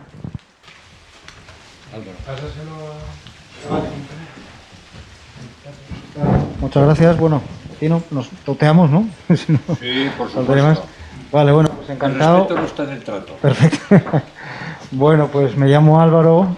Bueno, yo tuve, como decía Tácito, no solo honor, sino el privilegio de ser parte del equipo de Tácito en el Hospital de Arriondas. Y actualmente, desde hace unos cuantos años, trabajo en León, en la universidad, en el Centro de Supercomputación. Bueno, nos conocemos, de CIMA también nos conoce. Profesiones nuevas, nombraste muchas, pero os faltó una, los físicos. No, están ya. Ya están, ¿no? Vale, perfecto. Esos hay que meter muchísimo. Perfecto. Digo porque el martes se aprobó por Real Decreto, este martes pasado, el día 26, la subvención directa para la creación del ordenador cuántico español. ¿Vale? Sí, entonces, sí. Eso sería, si yo digo el ejemplo siguiente, para que nos entendamos, ¿no? Dentro de 4 años, cuando todo esto termine, porque hay un proyecto de computación cuántica, pero hay otro proyecto de comunicaciones cuánticas. Yo tengo la suerte que estamos participando en los dos, en el Centro de León, con lo cual, oye, pues, bueno, me permite una visión de ver por dónde van los tiros. Y lo puedo traducir a lo siguiente. En 4 o 5 años pasaremos de las carreteras convencionales al coche de Marty McFly que volaba por el cielo, ¿no? Seguirá habiendo las carreteras convencionales, ¿no? Podremos ir a León por Huerna, pero seguramente podremos ir a León también pasando por la montaña, por encima, con el coche volador, ¿no? Es un poco el reto de los próximos 4 o 5 años, es un cambio de paradigma completo. De hecho, los informáticos que trabajan en León se ponen a mirar en YouTube cuestiones de física, porque hablamos de física, yo estoy hablando con físicos teóricos, me leo esos planes de trabajo y bueno, evidentemente nos cuesta, ¿no? Y bueno, una reflexión que espero que supongo que compartiremos, ¿no? Que quizás el reto... Sí, yo ahí quizá te diría una cosa, ¿no? O sea, la función de investigación tiene que tener un espacio de invertir en riesgo, ¿no? O sea, hay que detectar dónde hay mucho talento y poder tener capacidad de impulsarlo. Pero cada uno tiene que saber cuáles son sus capacidades y cuál es su economía. Nosotros en la investigación básica, que hay que tenerla, no podemos tratar de desarrollarnos en todo, sería un gran error. O sea, si nosotros decimos, bueno, pues la investigación básica es importante, es la base de desarrollo, vamos a apostar por investigación básica. Yo creo que nos estaríamos equivocados, ¿no? Para nuestra economía, ¿no? Para la economía que somos en Asturias, media, baja, o sea, que hay que tener una investigación básica, que hay que proteger el talento que tenemos, hay que orientar el talento que tenemos porque tienen potencialidad hacia aquello que sería de prioritario, porque muchas veces si no, o sea, no se investiga para hacer papers, que también, sino hay que investigar para que realmente tenga resultados, ¿no? O sea, el paper está bien, si no hay papers no habrá resultados, pero si yo me planteo la investigación y publicaciones, pues me parece que nos estamos equivocando. O algunos hay que dejarlos ahí también, porque son esos que dicen, bueno, no sabemos por dónde va a salir y algún día saldrá algo, ¿no? Bueno, pero no como una estrategia, sino como una protección de un talento específico y tal, ¿no? Y después, y no digo todos, pero lo digo por el coche, porque estamos en una fase, ya me gustaría a mí estar en la fase antes de todo eso, ¿no? Por lo tanto, yo estaremos atentos al coche, el volador, pero nos preocupa mucho más lo que decía David, ¿no? Cómo vamos a hacer el tratamiento. O sea, no nos despistemos, o sea, tenemos que concentrarnos, ¿no? Tenemos que concentrar y poner foco. Si no ponemos el foco, es donde podemos ser nosotros buenos. Y además, hay que explicar nosotros cuáles son nuestras necesidades, estamos equivocados. Por ejemplo, el envejecimiento. Es uno. O sea, o trabajamos ahí o nos estamos equivocados. En fin, hay más paradigmas, pero quite que puse para que veas, hablamos del coche volador y hablo del envejecimiento, lo hice para provocar, ¿no? Pero quiero decir que veamos, que tengamos esa visión, que estemos nada más que a 1 centímetro del suelo, no estemos un sitio donde rompamos la crisma si caemos, ¿no? Estemos a veces aquí un golpecín y caemos, nos equivocamos y nos levantamos otra vez, ¿no? Pero sí, está claro que hay que apostar en eso. FINBA lo pretende, ¿no? Y FINBA lo que pretende es no ser unicomprensivo tampoco. Nosotros no debemos ser nosotros tenemos que facilitar esas cosas, ¿no? Tenemos que facilitar que todos los perímetros que tenemos en Asturias, que son muchos y muy buenos, porque es que tenemos muchas áreas que somos muy buenos, pero que además nos añaden sinergia. O sea, quiere decir que tampoco sería bueno que esos sitios que son muchos y que son también muchos y buenos hiciesen la guerra por su cuenta, porque perderíamos capacidades, ¿eh? O sea, que yo creo que hay que perímetro, trabajarlo bien, buscar el entorno. Yo creo que las relaciones, fíjate, no solo las formales que tiene una institución, la que sea, sino las informales en esto son muy creativas. O sea, las redes informales son muy creativas. O sea, eso que ahora hacen muchos los profesionales de esos desayunos que te sientas casi en un taburete y empiezas a hablar, donde se ven distintos entornos y se cuentan lo que hacen, eso es una pieza que todavía no hemos valorado suficiente, porque tenemos mucha tendencia, sobre todo en la administración pública, a la formalización. O sea, todo lo formal, todo lo que está arreglado, todo lo que está no sé qué, y tenemos que abrir y hacer entrar todo tipo de visiones, ¿no? Y eso es lo que yo creo que tenemos que emplearnos. Es una pequeña reflexión que seguro que compartimos, que esta crisis del COVID, a los que trabajamos en investigación, en área de investigación, ha sido una oportunidad. La sociedad quizás ahora es cuando valora de forma más coloquial, más de calle, lo que es la investigación, ¿no? Porque, ¿no? Simplemente la reflexión. No sé si hay alguien más que quiera hacer alguna cuestión, alguna pregunta. Sí. Bueno, buenas tardes. Encantado de escucharte la buena disertación que has hecho, sobre todo la primera parte y la segunda que completa la primera parte, porque la mayoría de la parte de la gente que estamos aquí sabemos que somos de una generación que ese tipo de equipos del que tú has hablado son personas con una idea fundamental, que creen en la sanidad pública. Desde el 83, cuando Paco Ortega entró en el INSALUD y ya marcó las áreas sanitarias de Asturias. Y a partir de ahí, Matallanas, tú, Pepe el médico y demás compañía, Tácito y todos los demás que participasteis, son personas que siempre habéis estado defendiendo la sanidad pública. Y eso tiene que ser un orgullo. Por eso estamos en la situación que tiene Asturias. Es decir, las cosas efectivamente no vienen porque sí, sino por razones como tú has explicado, que son así de reales. Y hay que estar orgullosos. Efectivamente, desde el punto de vista de cauce, del Nalón, siempre aspiramos a una posición humildemente mejor, como hay que aspirar en cualquier tipo de sociedad que vivamos. Pero efectivamente hay que reconocer que en Asturias, hasta ahora, tuvimos gente que siempre ha defendido y ha mantenido correctamente el tema sanitario desde el principio muy bien. Y una demostración ha sido la última pandemia que hemos tenido aquí. Que efectivamente se necesitan más médicos, que se necesitan más enfermeros, pero cuando vamos a cualquier parte, o bien en cualquier parte de otras regiones y tal, dicen, es que estáis aquí en una situación privilegiada. Y nosotros, los asturianos, parece que estamos siempre en una posición hipercrítica negativa. Y yo creo que debemos tener una posición, como decía Aristóteles, equilibrada en ese sentido. Y la posición, siempre que decía Aristóteles, era la posición intermedia, como sabemos todos. Esa es la posición más o menos de justicia.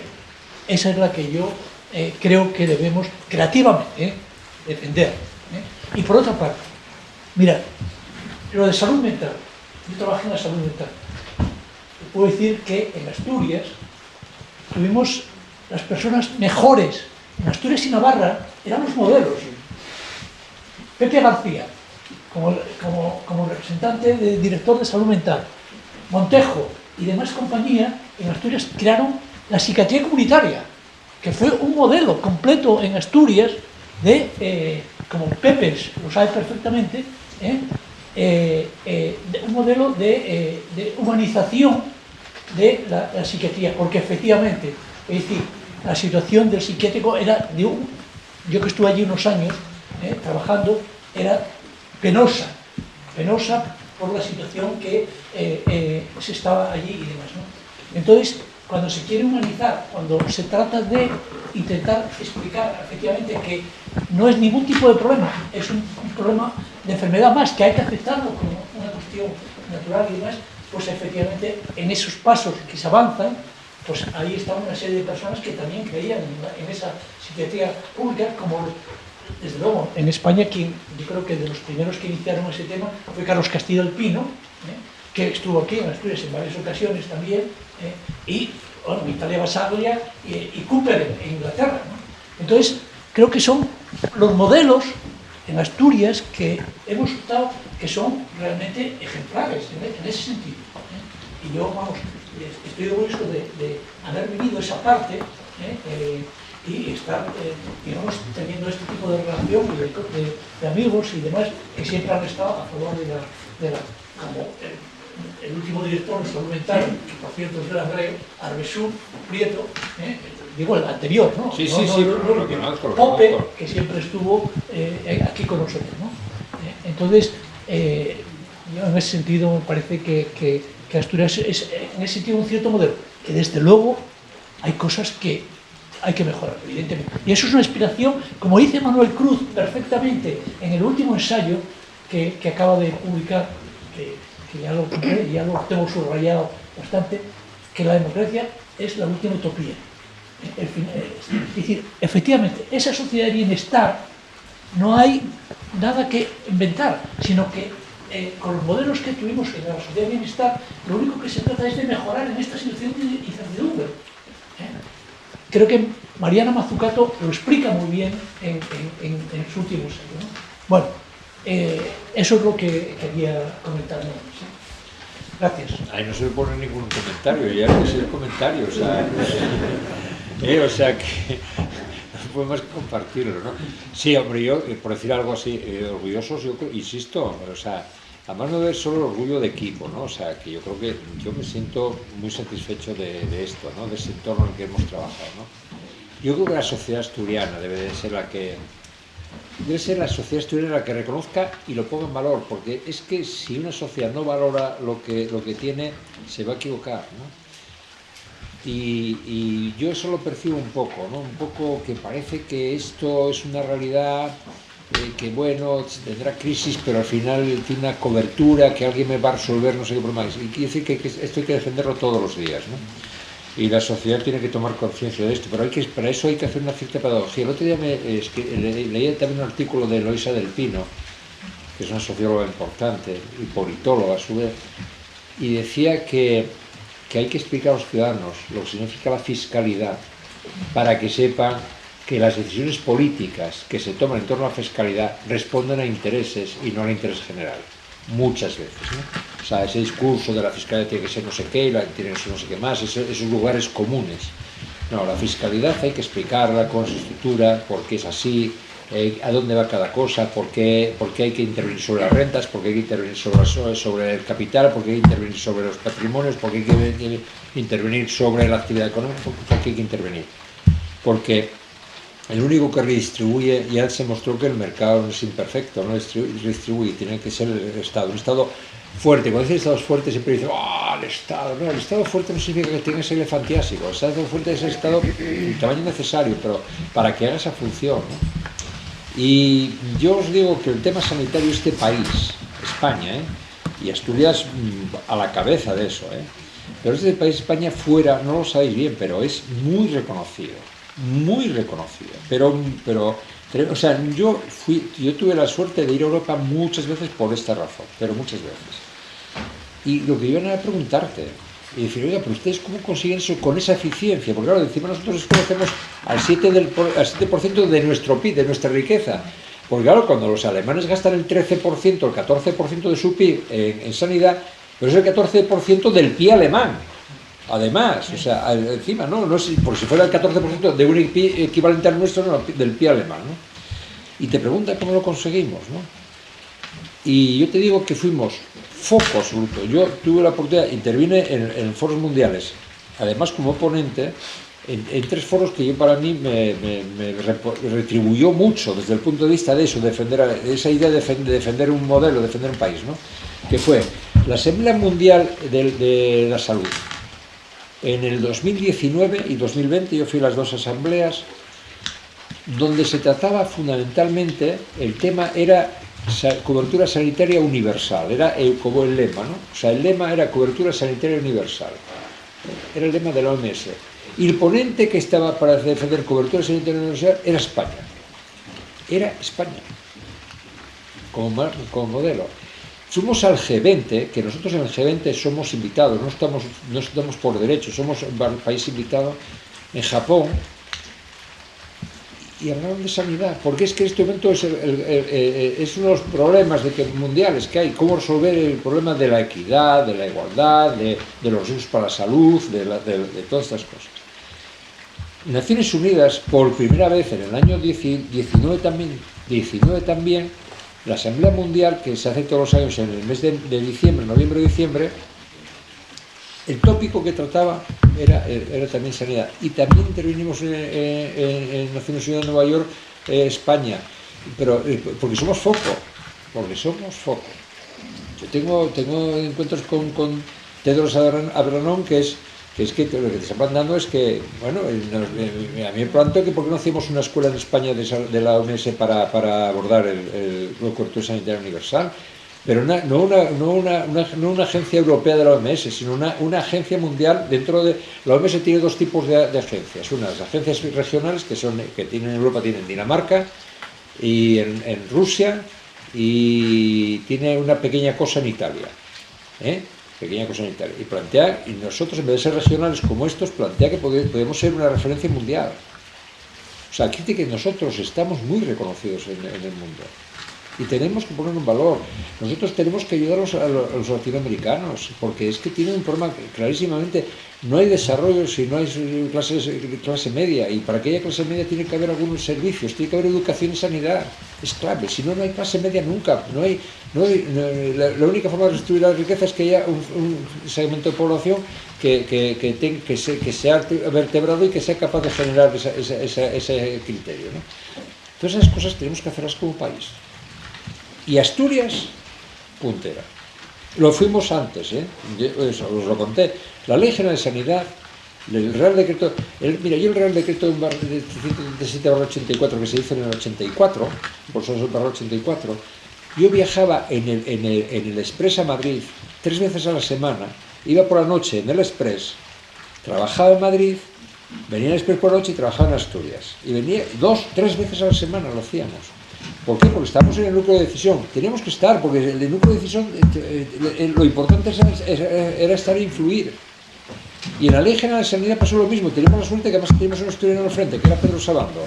Y estamos metidos allí de CICOZ. Y nosotros todo lo que hicimos, previo a la Ley del 86, era ya, nosotros, la ley era en el 86 y ya en el 83, 84, 85 estuvimos trabajando para hacer eso sin marco legal, pero ya alineando servicios, ordenando servicios para que el día que llegase tenerlo construido.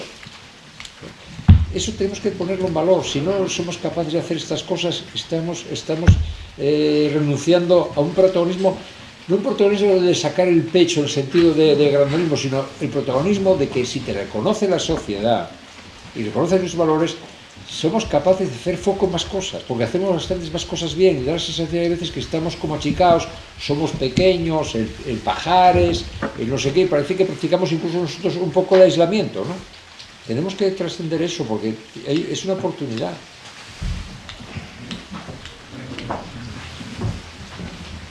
No sé si hay alguien más. Bueno, nos gustaría seguir hablando durante más tiempo, pero yo creo que es el momento de también por la salud, ¿no? De descansar y de disfrutar. Yo por mi parte daros las gracias, dar las gracias a Tino por haberlo escuchado y haber estado aquí, y a vosotros también. Se ha dicho mucho esta tarde, pero es cierto, tenemos que ser autocríticos, nosotros lo somos desde el servicio de salud, o sea, siempre evaluamos, somos los que más nos evaluamos y lo hacemos para aprender, ¿no? Y para mejorar. Pero desde luego sí creo que es importante que se confíe en el sistema sanitario público asturiano y que además se defienda en el sentido que es un modelo, como se ha dicho, que se ve desde fuera.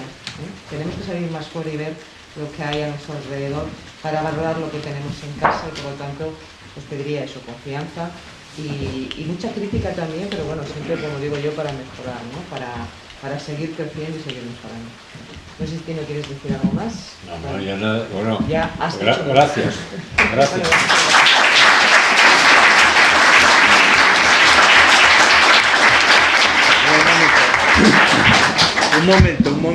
Un segundo.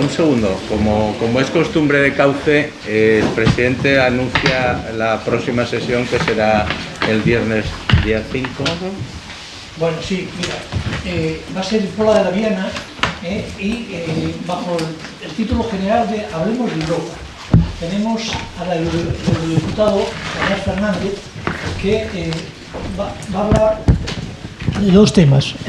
Uno es, aprovechando que acaba de publicar un libro, que es Volver a las Raíces, pues viene a la Viana a través del Consejo del Asturiano del Movimiento Europeo, que fue el que tomó la iniciativa cuando me llamaron a mí, que además coincide que son socios de ese consejo y de Cauce, y entonces yo les dije que muy bien y demás, y que entonces va a ser en la Viana el próximo viernes a las 7:30, y nos va a hablar de dos cosas muy interesantes y totalmente actuales. Yo les dije que podíamos compartir el momento actual y que presentara después su libro, que es una propuesta alternativa en Europa en este momento, ¿no? Bueno, la primera parte, aproximadamente 20 minutos o 25, nos va a hablar de crisis, la diferencia en política que hubo para afrontar la crisis del 2008 y la crisis del COVID. decir, dos formas muy distintas de afrontarlas. Frente a la crisis de 2008, que fue el austericidio, que frente al COVID del 2019, en el que toda la unidad de los estados fue la base fundamental para poder dar una solución definitiva con el proyecto de Next Generation y demás, ¿no? Es decir, los eurobonos, que algunas dirigentes en Europa se decía que no iban a tener nunca eurobonos.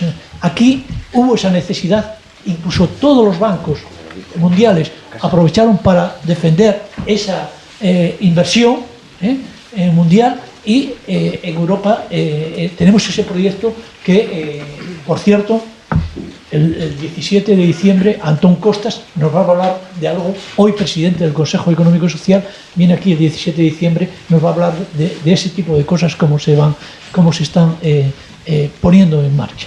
Bien, y la segunda parte nos va a hablar justamente de volver a las raíces, una izquierda europea contra la desigualdad. Es decir, fundamentalmente es poner a Europa en una situación como la que acaba de hablar Blanco, que es sobre todo el tema del fiscal, es decir, intentar por todos los medios conseguir una única fiscalidad que sea proporcional y lógica en los países, ¿no? Pero una única, y sobre todo esa defensa del concepto de la izquierda, de la igualdad, que es fundamental para... y con esa idea se está ganando, o han ganado los países, de nuevo, del norte de Europa, todos, esa vuelta a la socialdemocracia, está en todo el norte, se ha ganado. En Alemania, últimamente, ganó también la socialdemocracia. En Italia, los últimos acontecimientos electorales, la socialdemocracia, la izquierda, ganó también, ¿no?